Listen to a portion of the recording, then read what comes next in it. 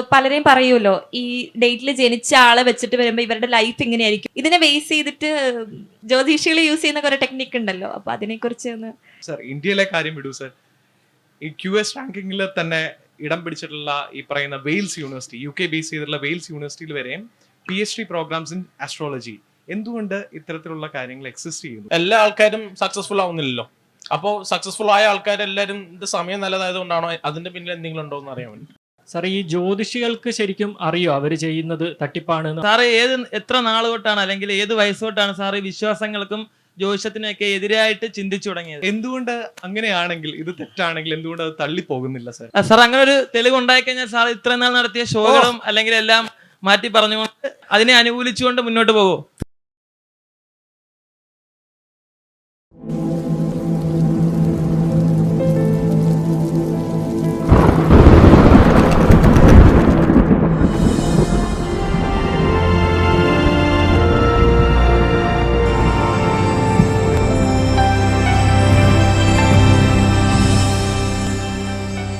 ഇന്നും നമ്മുടെ നാട്ടിൽ നല്ല മാർക്കറ്റുള്ള ഒരു ചിന്താഗതിയാണ്, അല്ലെങ്കിൽ ഒരു ബിസിനസ്സാണ് ജ്യോതിഷം എന്നുള്ളത്. അത് തട്ടിപ്പാണോ എന്നുള്ള വിഷയത്തിലാണ് നമ്മളിവിടെ ഇന്നൊരു ക്വസ്റ്റ്യൻ ആൻസർ സെക്ഷൻ വെച്ചിട്ടുള്ളത്. ആർക്ക് വേണമെങ്കിലും ഈ വിഷയത്തിൽ അദ്ദേഹത്തിനോട് നേരിട്ട് ചോദ്യങ്ങൾ ചോദിക്കാനും സംസാരിക്കാനും നല്ല ചോദ്യങ്ങൾക്ക് സമ്മാനവും ഉണ്ട്. അതുകൊണ്ട് എല്ലാവരും സജീവമായിട്ട് പങ്കെടുക്കുക. അപ്പോൾ നമ്മുടെ മുഖ്യാതിഥി ഇന്നിവിടെ എത്തിയിട്ടുണ്ട്. അദ്ദേഹത്തെ ഞാൻ ഈ പ്രോഗ്രാമിലേക്ക് ഹാർദവമായി സ്വാഗതം ചെയ്യുന്നു. Welcome sir. അപ്പൊ പ്രോഗ്രാമിന്റെ ഷെഡ്യൂൾ ഇങ്ങനെയാണ്. ആദ്യം ഈ വിഷയം ജ്യോതിഷം തട്ടിപ്പാണോ എന്നുള്ള വിഷയത്തിൽ അദ്ദേഹം കുറച്ചു നേരം സംസാരിക്കും.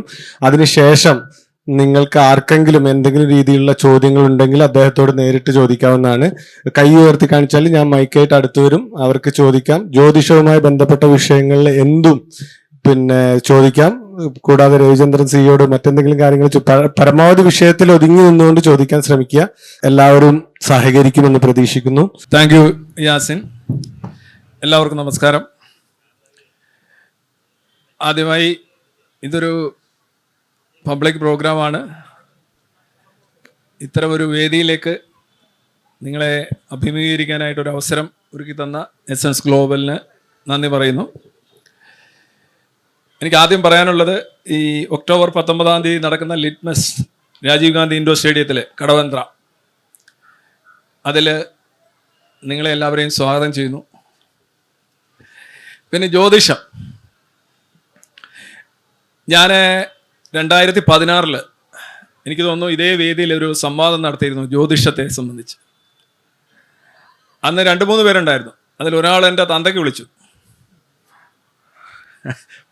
വീഡിയോ കിടപ്പുണ്ട്. ഒരു 7 കൊല്ലമായി, 9 കൊല്ലമായി. ഞാനൊരു പുസ്തകം എഴുതിയിട്ടുണ്ട് ജ്യോതിഷം സംബന്ധിച്ച്. ഒരു 600 പേജോളം വരുന്ന ഒരു വലിയ പുസ്തകമാണ്. DC ബുക്സ് പ്രസിദ്ധീകരിച്ച പുസ്തകമാണ്. പകിട 13. അതിൽ ജ്യോതിഷം മാത്രമല്ല, ന്യൂമറോളജി ഉണ്ട്, കൈനോട്ടമുണ്ട്, പിന്നെ സംഖ്യാ ജ്യോതിഷം, അത് തന്നെയാണ് ഈ ന്യൂമറോളജി. ഇതിനെക്കുറിച്ചെല്ലാം എങ്ങനെയാണ് ഈ സംഗതികൾ മനുഷ്യർക്ക് ശരിയാണെന്ന് തോന്നുന്നത്. ആളുകൾ കരുതുന്ന പലപ്പോഴും ഇത് സൂര്യൻ ആകർഷിക്കുന്നത് കൊണ്ടും ചന്ദ്രൻ ആകർഷിക്കുന്നത് കൊണ്ടും ഒക്കെയാണ് എന്നുള്ള ഒരു ധാരണയാണ്. അങ്ങനെ ചിന്തിച്ചു കഴിഞ്ഞാൽ ഇത് പരമ അബദ്ധമായി, നിങ്ങൾ റോങ് റൂട്ടിലേക്കാണ് പോകുന്നത്. പിന്നെ നിങ്ങളുടെ റൂട്ട് തന്നെ തെറ്റാണ്. നിങ്ങൾ ഓടിച്ചോടിച്ച് പോകുന്നതനുസരിച്ച് നിങ്ങൾ വീണ്ടും വീണ്ടും തെറ്റിലേക്ക് പോകും. ആക്ച്വലി അന്ന് ഞാൻ പറഞ്ഞ ഒരു കാര്യം ആവർത്തിച്ചുകൊണ്ട് ചോദ്യങ്ങളിലേക്ക് കടക്കാമെന്ന് വരുന്നു. ഈ ഗ്രഹജ്യോതിഷം വിശ്വാസികൾക്ക് ശരിയാണെന്ന് തോന്നും. ഈ സൗരയൂഥം തന്നെ ഇല്ലാതായാലും, സൂര്യൻ തന്നെ നശിച്ചാലും, ഭൂമി തന്നെ ഇല്ലാതായാലും, ഇതൊന്നുമില്ലെങ്കിലും വിശ്വസിക്കുന്നവർക്ക് അത് ശരിയാണെന്ന് തോന്നും. അതിൻ്റെ കാരണം ഈ നക്ഷത്രങ്ങളോ ഗ്രഹങ്ങളോ അല്ല ഇത് ശരിയാക്കുന്നത്. മറിച്ച് നിങ്ങളുടെ കഴുത്തിന് മേളിലിരിക്കുന്ന, ആ തലയോട്ടിക്കുള്ളിലിരിക്കുന്ന ആ ഒരു മുത്ത്, ഒരു 1350 cc, യുവർ ബ്രെയിൻ, നിങ്ങളുടെ ബ്രെയിനാണ് ഇത് ശരിയാണെന്ന് നിങ്ങളെ ബോധ്യപ്പെടുത്തുന്നതും നിങ്ങൾ വീണ്ടും ഇതിൻ്റെ പുറകെ പോകുന്നതും വീണ്ടും വീണ്ടും കൂടുതലായി ജ്യോതിഷ രത്നം, അടുത്ത മാസിക, അടുത്ത ജ്യോതിഷി, ഇതിൻ്റെ പുറകെ പോകാൻ കാരണം നിങ്ങളുടെ ബ്രെയിനാണ്. അത് നിങ്ങളുടെ ബ്രെയിനാണ് എന്ന് നിങ്ങൾ അംഗീകരിക്കാതിരിക്കുന്നിടത്തോളം കാലം, അല്ലെ മനസ്സിലാക്കാതിരിക്കുന്നിടത്തോളം കാലം, നിങ്ങളിങ്ങനെ രാശികളെക്കുറിച്ചും ഗ്രഹങ്ങളെക്കുറിച്ചും മൗഢ്യങ്ങളെക്കുറിച്ചും ദൃഷ്ടികളെക്കുറിച്ചും ദോഷങ്ങളെക്കുറിച്ചും ഒക്കെ ഇങ്ങനെ ഭയങ്കരമായി ആകുലപ്പെടും. ആക്ച്വലി കാരണം അകത്താണ്, അല്ലാതെ പുസ്തകത്തിലോ ഗ്രഹത്തിലോ വെറ്റിലയിലോ കയ്യിലോ ഒന്നുമല്ല. എല്ലാത്തരം വിശ്വാസങ്ങളുടെ അടിസ്ഥാനം നിങ്ങളുടെ മസ്തിഷ്കമാണ്. അത് ദൈവമാവട്ടെ, പ്രേതമാവട്ടെ, ചാത്തനാവട്ടെ, മറുതയാവട്ടെ, അള്ളാഹ് ജീസസ് ആവട്ടെ, ജ്യോതിഷമാവട്ടെ, വാസ്തു ആവട്ടെ, ഏതൈറ്റവും എല്ലാം ഒറ്റ ഐറ്റമാണ്. അദ്വൈതം രണ്ടല്ല. നിങ്ങളുടെ മസ്തിഷ്കം നിങ്ങളെ നയിക്കുന്ന ചില അബദ്ധ ധാരണകളാണ് ജ്യോതിഷം എന്ന് പറഞ്ഞുകൊണ്ട് ആ ചിന്താരീതിയെ പരിഷ്കരിക്കുക എന്നുള്ളതാണ് നമ്മൾ ഈ എസൻസിൻ്റെ തന്നെ ഒരു അടിസ്ഥാന തത്വം ഇത് തന്നെയാണ്. Article 51A. ശരിയായി ചിന്തിക്കുക, അതൊരു എഡ്യൂക്കേഷനാണ്. അതിൻ്റെ ഭാഗമായിട്ടാണ് നമ്മൾ ഈ ലിറ്റ്മസ് പോലെയുള്ള പരിപാടികൾ നടത്തുന്നത്. അതിൻ്റെ ഭാഗമായിട്ടാണ് ഇന്ന് ഈ പബ്ലിക്കായിട്ടുള്ള ഒരു ഇൻട്രാക്ഷൻ ഈ ഒരു മഴയിൽ കുതിർന്ന നിൽക്കുന്ന ഈ സാഹചര്യത്തിലും നമ്മളിവിടെ സംഘടിപ്പിക്കുന്നത്. നിങ്ങൾക്ക് എന്നോട് നിങ്ങളുടെ സംശയങ്ങൾ ഒരുപക്ഷെ നിങ്ങൾക്ക് എന്നേക്കാൾ അറിവുണ്ടാകാം, എന്നേക്കാൾ ഇതിനെക്കുറിച്ച് ധാരണ ഉണ്ടാകാം. നിങ്ങൾക്ക് എന്നോട് ചോദിക്കാം, എനിക്കറിയുന്ന കാര്യങ്ങൾ ഞാൻ പറയാം. Let's have A chat. എൻ്റെ ക്വസ്റ്റ്യൻ ഇപ്പം ഞാൻ ജനിച്ചിട്ടുള്ള ദിവസത്തിൽ ജനിച്ചിട്ടുള്ള ഒരുപാട് പേരെ ഞാൻ ഒബ്സർവ് ചെയ്തിട്ടുണ്ട്. ഇപ്പം എൻ്റെ നാളെ ചോദ്യമാണ്, ചോദ്യം വെച്ചിട്ടുള്ള ചോദ്യമുള്ള ആൾക്കാരുടെ ഒരു കോമൺ ക്യാരക്ടേഴ്സ് ഇതായിരിക്കും എന്ന് പറയും. ഇപ്പം 1998 നവംബർ 18 ജനിച്ചിട്ടുള്ള ഒരു 4 പേരെ ഒബ്സർവ് ചെയ്തപ്പോൾ 4 പേർക്കും 4 ലൈഫാണ്, 4 കരിയറാണ്, 4 പാഷൻസ് ആണ്.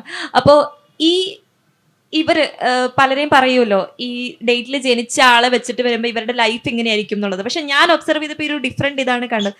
സോ ലൈക്ക് അവർ പറയും, ഇപ്പൊ നമ്മൾ ഇതിനെ ഓപ്പോസ് ചെയ്ത് കഴിഞ്ഞാൽ പറയുന്ന ഒരു വാക്ക് അവർ ജനിച്ച പേരൻസിന്റെ ബേസ് ചെയ്തിട്ടായിരിക്കും, അല്ലെങ്കിൽ ജനിച്ച നാടിന്റെ ബേസ് ചെയ്തിട്ടായിരിക്കും എന്ന് പറയും. പക്ഷെ ഇതിനെ ബേസ് ചെയ്തിട്ട് ലൈക്ക് ജ്യോതിഷികൾ യൂസ് ചെയ്യുന്ന കുറെ ടെക്നിക്ക് ഉണ്ടല്ലോ, അപ്പൊ അതിനെക്കുറിച്ച് ഒന്ന് ഈ ജ്യോതിഷം ആക്ച്വലി അവരൊരു ക്ലെയിം എന്ന് പറഞ്ഞു കഴിഞ്ഞാൽ ദേ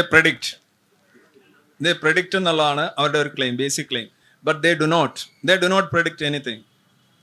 They only suggest എന്ന് പറഞ്ഞു കഴിഞ്ഞാൽ അവർ കുറേ നിർദ്ദേശം വെക്കും. അതൊരു വൈഡ് അറേ ഓഫ് പ്രോബബിലിറ്റി ആയിരിക്കും. It will be very general, വളരെ പൊതുവായിട്ടുള്ള കാര്യമായിരിക്കും. ഇപ്പോൾ നിങ്ങളുടെ ചോദ്യ നാളുകൾ, ഇപ്പോൾ ബാലചന്ദ്ര മേനോൻ്റെ ഒരു സിനിമയുണ്ട്, പ്രശ്നം ഗുരുതരം ആണെന്ന് തോന്നുന്നു. അതിനകത്തൊരു വീക്കിലി നടത്തുന്ന ആള് ഈ ജ്യോതിഷ പങ്ക്തി കൈകാര്യം ചെയ്യുന്നുണ്ട്. അപ്പം ഈ ബാലചന്ദ്ര മേനോനൊക്കെ ഭയങ്കര മുടിഞ്ഞ അന്ധവിശ്വാസി ആയിരിക്കാം, പക്ഷെ പുള്ളി പോലും ആ സിനിമയിൽ കാണിച്ച ഒരു രംഗം ഇങ്ങനെയാണ്. അതായത് അടുത്ത ആഴ്ച നമ്മുടെ മാമ്പഴം വാരികയിൽ ഏതോ ഒരു വാരിക XY ഞാൻ പേര് ഓർക്കുന്നില്ല, ഈ ജ്യോതിഷ പങ്ക്തി എങ്ങനെ എഴുതണമെന്ന് ചോദിക്കുമ്പോൾ ഇയാളിന്ന് പറയുന്നത് ഒരു കാര്യം ചെയ്യും, കഴിഞ്ഞ പ്രാവശ്യം ഇട്ടതിൽ ഒന്നിടവിട്ട് മാറ്റിയും തിരിച്ചും കൊടുക്കുക, ചോദ്യമെടുത്ത് ഔട്ടത്തിന് കൊടുക്കുക, മറ്റേതെടുത്ത് ഭരണിക്ക് കൊടുത്ത് ഭരണി എടുത്ത് കാർത്തികയ്ക്ക് കൊടുക്കുക. പ്രശ്നമാവില്ലേ? എന്ത് പ്രശ്നം?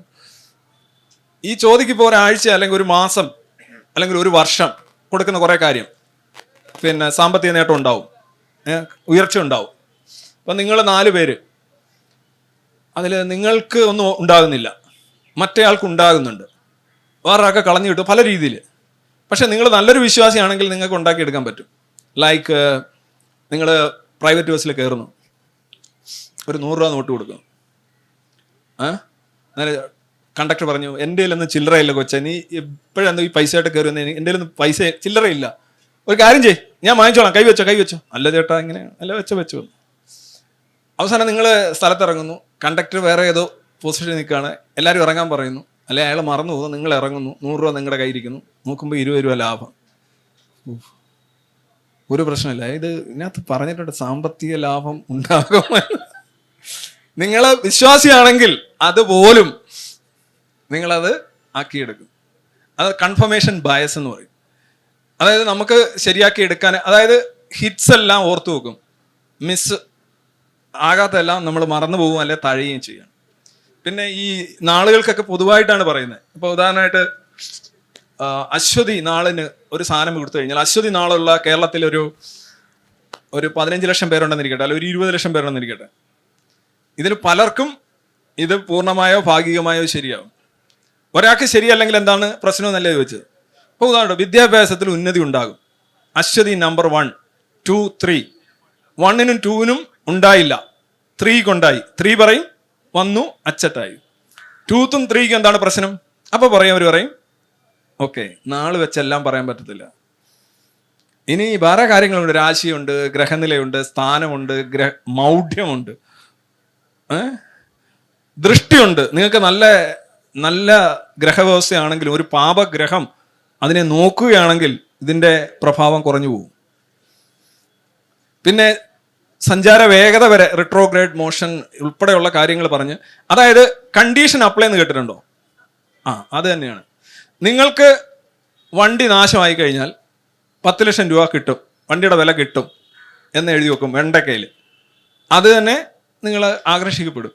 പക്ഷെ എൻ്റെ ബാക്കിൽ എഴുതുന്നുണ്ട് ബോണറ്റിനില്ല, മഡ് ഗാർഡിനില്ല, ഹെഡ്ലൈറ്റിനില്ല, നിങ്ങൾ മദ്യപിച്ച് വണ്ടി ഓടിച്ചാൽ ഇല്ല, അതിനകത്തിരുന്ന് ആത്മഹത്യ ചെയ്താൽ ഇല്ല, അതില്ല, ഇതില്ല, മറ്റതില്ല, മറിച്ചതില്ല. ഇതേ കണക്ക് കുറേ കണ്ടീഷൻസ് ചെയ്യും. ജ്യോതിഷം മുഴുവൻ കണ്ടീഷനാണ്. നിങ്ങൾക്ക് ആർക്കെങ്കിലും അത് ഫലിച്ചില്ലെങ്കിൽ അതിൻ്റെ കാരണം അതിനകത്തുണ്ടാവും, ഫലിച്ചാൽ അതിൻ്റെ കാരണം അതിനകത്തുണ്ടാവും. ഞാനൊരു ഉദാഹരണം പറയാം. ഗ്രഹനിലയിൽ സാധാരണ എഴുതി വെക്കുന്നൊരു കാര്യമാണ്, 8-ാം വയസ്സും 31-ാം വയസ്സും 61-ാം വയസ്സും 78-ാം വയസ്സും അതിജീവിച്ചാൽ 90 വരെ ജീവിക്കും എന്ന് പറഞ്ഞു. ഇവിടെ ഇതാണ് എഴുതി വെച്ചത്. ഒരു ലാംഗ്വേജ് ആണ്, ഗ്രഹനില എഴുതുന്ന ലാംഗ്വേജ്. നിങ്ങൾ എടുത്ത് പഴയതൊന്ന് വായിച്ചു നോക്കണം. പണ്ടത്തെ ഇതിനകത്ത് എഴുതിയിട്ടുണ്ട്. അപ്പൊ ഈ വ്യക്തി ഇങ്ങനെ ഒരു ഗ്രഹനിലയായിട്ടിരിക്കുക.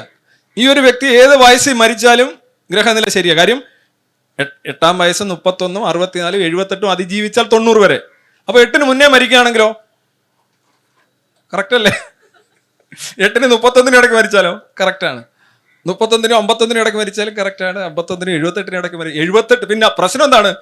78 കഴിഞ്ഞ് 91 വരെ ജീവിക്കുന്നുണ്ട്. അന്ന് ഈ ജ്യോതിഷം പ്രവചിച്ച ആളുണ്ടാവണമെന്നില്ല. അയാൾ മിക്കവാറും ഒരു 40-45 കഴിഞ്ഞായിരിക്കും ഇത് എഴുതിയത്. അയാൾ പോയിട്ടുണ്ടാവും. പിന്നെ അതിൻ്റെ കടലാസ് നിങ്ങളുടെ ഉണ്ടാവണമെന്നില്ല. നിങ്ങളുടെ ചുറ്റുമുള്ളവർ തന്നെ ഇതെന്താണെന്ന് അറിയണമെന്നില്ല. പിന്നെന്താ, എന്നാലും തെറ്റുന്നില്ല. 78 കഴിഞ്ഞാൽ 90 വരെ ജീവിക്കുമെന്നല്ലേ പറഞ്ഞത്. 78 കഴിഞ്ഞിട്ട് 90 ഫിനിഷ് ചെയ്യുന്നില്ല എന്നുണ്ടെങ്കിൽ അതിൻ്റെ കാരണം വേറെ ഉണ്ടാവും. നമസ്കാരം. RCയോട് ചോദിക്കേണ്ടത്, ഇപ്പോൾ നമ്മൾ നായർ മാട്രിമോണി ഉണ്ട്, ഈഴവ മാട്രിമോണി ഉണ്ട്, അതുപോലെ തന്നെ ഹിന്ദു മാട്രിമോണി, ക്രിസ്ത്യൻ മാട്രിമോണി എല്ലാം ഇങ്ങനെ ഉണ്ട്. അതിൻ്റെ ഉള്ളിൽ കൂടി ജ്യോതിഷമുള്ള സംഭവം ഉണ്ടോ? അതൊരു സംശയം കൂടി. പിന്നെ ഈ 21-ാം നൂറ്റാണ്ടിൽ സാധാരണ ഹിന്ദുക്കളാണ് ഈ മൂളൊക്കെ നോക്കണേ, ഈ വീട് വെക്കുമ്പോൾ തറയൊക്കെ വെക്കാൻ നോക്കണേ. പക്ഷേ ഇത് ക്രിസ്ത്യൻസ് മുസ്ലിംസ് കൂടി അത് ലിങ്കായിട്ട് ഇതിലേക്ക് വന്നിട്ടുണ്ട്. അത് എന്താണെന്നത് ഒരു പിടികിട്ടില്ല. അവർക്ക് കൂടി ഈ പ്രാന്ത് തുടങ്ങിയെന്ന് തോന്നുന്നു. ഒന്ന്, ഈ നായർ മാട്രിമോണി, ജാതി തിരിച്ചുള്ള മാട്രിമോണി എന്തുകൊണ്ടാണ് പരസ്യം വരുന്നത് എന്നുള്ളതാണ് ആദ്യത്തെ ചോദ്യം. അതിൻ്റെ ഉത്തരം, ഇത് ഡിമാൻഡ് ആൻഡ് സപ്ലൈ വെച്ച് പോകുന്നൊരു കാര്യമാണ്.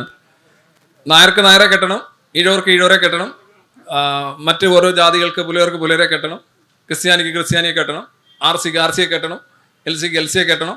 അപ്പോൾ പിന്നെ വൈ നോട്ട്? ഇത് നമ്മളെ ഇപ്പം എന്തുകൊണ്ടാണ് നിങ്ങൾക്ക് ബ്യൂട്ടി പാർലർ ഉണ്ടാകുന്നതെന്ന് ചോദിച്ചു കഴിഞ്ഞാൽ, ബ്യൂട്ടി വർദ്ധിപ്പിക്കാൻ നിങ്ങൾക്ക് താല്പര്യമുള്ളത് കൊണ്ടും അത് കൊടുക്കാൻ കുറേ ആളുകൾ ഉള്ളത് കൊണ്ടുമാണ് അല്ലേ? അപ്പോൾ അത് ഡയറക്റ്റ് കോറിലേഷൻ ആണ്. എന്തുകൊണ്ട് എന്നുള്ളതിൻ്റെ ഉത്തരവാദമാണ്. അത് ശരിയാണോ എന്ന് ചോദിച്ചു കഴിഞ്ഞാൽ അല്ല, അത് വേറെ കാര്യം. രണ്ടാമത് താങ്കൾ ചോദിച്ച കാര്യം എന്തായിരുന്നു? വാസ്തു. നമ്മൾ ജ്യോതിഷത്തിൽ ഉടനെ വാസ്തുവിലേക്ക് വരികയാണ്. നമ്മുടെ നാട്ടിൽ പ്രധാനപ്പെട്ട ജ്യോതിഷികളെല്ലാം വാസ്തുവും കൈകാര്യം ചെയ്യും. കാര്യം ഒരു വാസ്തു നോക്കി പറയുന്ന ഒരുത്തന് ജ്യോതിഷം അറിയില്ലെന്നുണ്ടെങ്കിൽ എന്തോ ഒരു കുറവ്. ഉദാഹരണമായിട്ട് BSc മാത്സ് എടുക്കുമ്പോൾ കെമിസ്ട്രിയും ഫിസിക്സും സബ്ബായിട്ട് എടുക്കുമല്ലോ. അപ്പോൾ നമ്മൾ വിചാരിക്കും അതൊരു പൂർണ്ണതയാണല്ലോ എന്ന്. അതേപോലെ മിക്കവാറും വാസ്തുക്കാർ ജ്യോതിഷം അറിയില്ലെങ്കിൽ അവൻ പറയും, ധവൻ വന്ന സ്ഥലം പറയും, പക്ഷെ അവന് ജ്യോതിഷമൊന്നും അറിയില്ല. ജ്യോതിഷം കൂടി അറിഞ്ഞെങ്കിലേ കണക്കുകൾ അറിയാൻ കഴിയും. മനസ്സിലായി? ഈ ജ്യോതിഷത്തിൽ അടിസ്ഥാനപരമായി ശരിയാവുന്നതിലോ തെറ്റാവുന്നതിലോ കണക്കുണ്ടെന്നുള്ള പ്രതീതിയാണ്. ഈ കണക്ക് എടുക്കുന്നത് വേറെ കാര്യത്തിനാണ്. അതിന് നിങ്ങളുടെ ഈ ഫലഭാഗമായിട്ട് യാതൊരു ബന്ധവുമില്ല. ഇത് മറ്റ് മതങ്ങളിലേക്ക് ഇത് പോകുന്നു എന്ന് പറഞ്ഞത് അത് ശരിയാണ്. ഞാൻ ഇത് 2012 ഈ പകിട 13 എന്നുള്ള പുസ്തകം ഞാൻ എഴുതിയത്. അപ്പോൾ ഞാനിന്ന് അതിൻ്റെ കുറേ സംഗതികൾ കളക്ട് ചെയ്തപ്പോൾ കേരളത്തിൽ മലപ്പുറം, കോഴിക്കോട്, കണ്ണൂർ ജില്ലയിലൊക്കെ ഉള്ള പല മുസ്ലിങ്ങളും അവരുടെ ഗ്രഹനില എഴുതി വെക്കും. അപ്പം ഞാൻ ചോദിച്ചു, അത് എങ്ങനെ അറിഞ്ഞെന്ന് ചോദിച്ചു കഴിഞ്ഞാൽ, നമ്മുടെ സ്വതന്ത്ര ചിന്തകരായിട്ട് എക്സ് മുസ്ലിമായിട്ട് വരുന്ന ആളുകൾ പറയും അവരുടെ നാളിതാണ് എന്ന് പറയും. നാളറിയണമെങ്കിൽ എവിടെയോ എന്തോ ഒരിക്കൽ ചെയ്തിട്ടുണ്ട് എന്നാണ് എൻ്റെ അർത്ഥം. അവരത് പ്രാക്ടീസ് ചെയ്യുന്നുണ്ടാവില്ല, പക്ഷെ അവർക്ക് അവരുടെ നാളറിയാം. നാളെന്ന് പറഞ്ഞാൽ കൊടിയ അന്ധവിശ്വാസമാണ്, കഠോര അന്ധവിശ്വാസമാണ്. നമ്മൾ വലിയ സ്റ്റാർ, അതിനേക്കാൾ നല്ലതാണ് സ്റ്റാർ. ഇന്ന നക്ഷത്രത്തിലാണ് ഞാൻ ജനിച്ചത്. നക്ഷത്രത്തിൽ ലിറ്ററലി ജനിക്കാൻ പറ്റില്ല, മനസ്സിലായല്ലോ, പ്ലാസ്മ മാറ്റർ ആണ്. ഇനി ഫിഗറേറ്റീവ്ലി, ആലങ്കാരികമായിട്ട് പോലും ജനിക്കാൻ സാധിക്കില്ല. കാരണം ഒരേ ഒരു നക്ഷത്രമേ ഉള്ളൂ 27 നക്ഷത്രത്തിൽ. ഒറ്റ നക്ഷത്രമായിട്ടുള്ളത് തിരുവാതിര എന്ന് പറയുന്ന ഒരു റെഡ് ജയന്റ് ആണ്. ബാക്കിയെല്ലാം കോൺസ്റ്റലേഷൻസ് ആണ്, നക്ഷത്ര സമൂഹങ്ങൾ. ഇപ്പൊ നിങ്ങൾ വിചാരിക്കും നക്ഷത്ര സമൂഹങ്ങൾ എന്ന് പറയുമ്പോൾ കുറെ നക്ഷത്രങ്ങൾ അടുത്തടുത്ത് ഇങ്ങനെ നിൽക്കുന്നത്. അതിവിടെ നിന്ന് നോക്കുമ്പോൾ ഒരു നക്ഷത്രത്തിന്റെ തൊട്ടടുത്ത നക്ഷത്രത്തിലേക്കുള്ള ദൂരം കുറഞ്ഞത് പ്രകാശ വർഷങ്ങളാണ്. ഇപ്പൊ സൂര്യനാണ് ഏറ്റവും അടുത്ത് നിൽക്കുന്ന നക്ഷത്രം. 8.5 മിനിറ്റ് കൊണ്ട് സൂര്യൻ മരിച്ചു കഴിഞ്ഞാൽ നമ്മൾ അറിയാം. 8.5 മിനിറ്റ് ആണ് ഒരു ആവറേജ് സമയം നമ്മൾ അറിയാൻ വേണ്ടത്. 15 കോടി കിലോമീറ്റർ ആണ് സൂര്യനും ഭൂമിയായിട്ടുള്ള അകലം. ഇത് കഴിഞ്ഞാൽ തൊട്ടടുത്ത് വരുന്ന നക്ഷത്രം എന്ന് പറയുന്നത് alpha Centauri or Proxima Centauri എന്ന് പറയും. അതൊരു നക്ഷത്ര വ്യവസ്ഥയാണ്. അതിൽ ഏറ്റവും അടുത്ത് വരുന്ന ആൽഫ സെന്റോറി. ചില സമയങ്ങളിൽ അതായിരിക്കും സൂര്യൻ കഴിഞ്ഞാൽ അടുത്ത നക്ഷത്രം. 4.2 പ്രകാശ വർഷം അകലെയാണ്. അതായത് ആ നക്ഷത്രം മരിച്ചു കഴിഞ്ഞാൽ 4 വർഷം കഴിഞ്ഞേ നമ്മൾ അറിയുള്ളൂ. അത് അടുത്ത നക്ഷത്രത്തിന്റെ കാര്യമാണ് പറയുന്നത്. ഞാൻ ഈ തിരുവാതിര എത്രയാണെന്നറിയോ? 570 പ്രകാശ വർഷം അകലെയാണ് തിരുവാതിര നിൽക്കുന്നത്. എൻ്റെ നാള് തിരുവാതിര എന്നാണ് പറയുന്നത്. അതായത് ഇയാൾ ജനിക്കുമ്പോൾ തിരുവാതിര എവിടെ നിൽക്കുന്നു? ദൃഷ്ടിയാണ്, നോട്ടമാണ്. അപ്പോൾ തിരുവാതിര ഇന്നടുത്ത് നിൽക്കുന്നു. പക്ഷെ തിരുവാതിര 570 വർഷത്തിന് മുമ്പ് നിന്ന സ്ഥലത്താണ് നിങ്ങളിപ്പോൾ കാണുന്നത്. ഇനി നിങ്ങൾ ജനിച്ചപ്പോൾ തിരുവാതിര എവിടെയെന്ന് അറിയണമെങ്കിൽ ഇനി ഒരു 570 വർഷം കൂടി വേണ്ടി വരും. പ്രകാശം സഞ്ചരിക്കുന്ന ദൂരം പരിഗണിച്ചാൽ അതിൻ്റെ വേഗത സി എന്ന് പറയത്തില്ലയോ, കോസ്മിക് സ്പീഡ് ലിമിറ്റ്, അത് വെച്ച് നിങ്ങൾ പറഞ്ഞ നക്ഷത്രത്തിലാണ്, അത് എവിടെയാണോ, എത്രാം രാശിയിലാണ് നിങ്ങൾ അറിയണമെങ്കിൽ ഇനിയും നിങ്ങളൊരു 570 വർഷം കൂടി കാത്തിരിക്കണം. പക്ഷെ നിങ്ങൾ പറയും ഞാൻ തിരുവാതിരയാണ് ശിവന്റെയും നാള്. So I am equal to Shiva. Shiva is equal to dance. I am a dancer or I am a disco dancer. അല്ലേ മുനീറിന്റെ നാളേതാ? ഇല്ല, ജസ്റ്റ് ഫോർ എ ഫൺ ഞാൻ പറഞ്ഞതേ ഉള്ളൂ, അത്രേ ഉള്ളൂ. Thank you sir. അടുത്ത ചോദ്യം. Okay, good evening.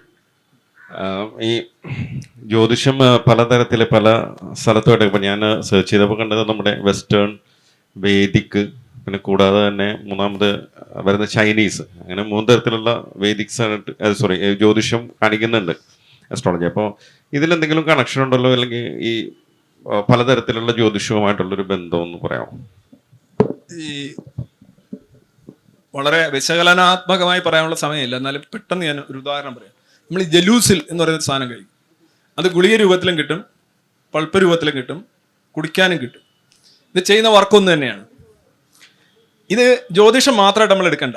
അതായത് നമ്മുടെ ഫലം, ഭാവിയിൽ നടക്കാൻ പോകുന്ന കാര്യങ്ങളെക്കുറിച്ച്, അതോടൊപ്പം പണ്ട് നടന്ന കാര്യങ്ങൾ, ഡിസ്റ്റന്റ് പാസ്റ്റിൽ നടന്ന കാര്യങ്ങൾ, അത് പലരും പറയുന്നത് എന്താണ്, പഴയ ജന്മമാണ് പറയുന്നത്.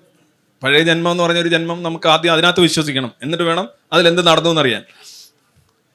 അപ്പം ഈ ഭാവി അറിയാനായിട്ട് നമുക്ക് ആഗ്രഹമുണ്ട്, ആകാംക്ഷയുണ്ട്, ആശങ്കയുണ്ട്. ഒന്ന് അറിഞ്ഞു വെച്ചാൽ മാറാമല്ലോ എന്നുള്ളൊരു ധാരണയുണ്ട്.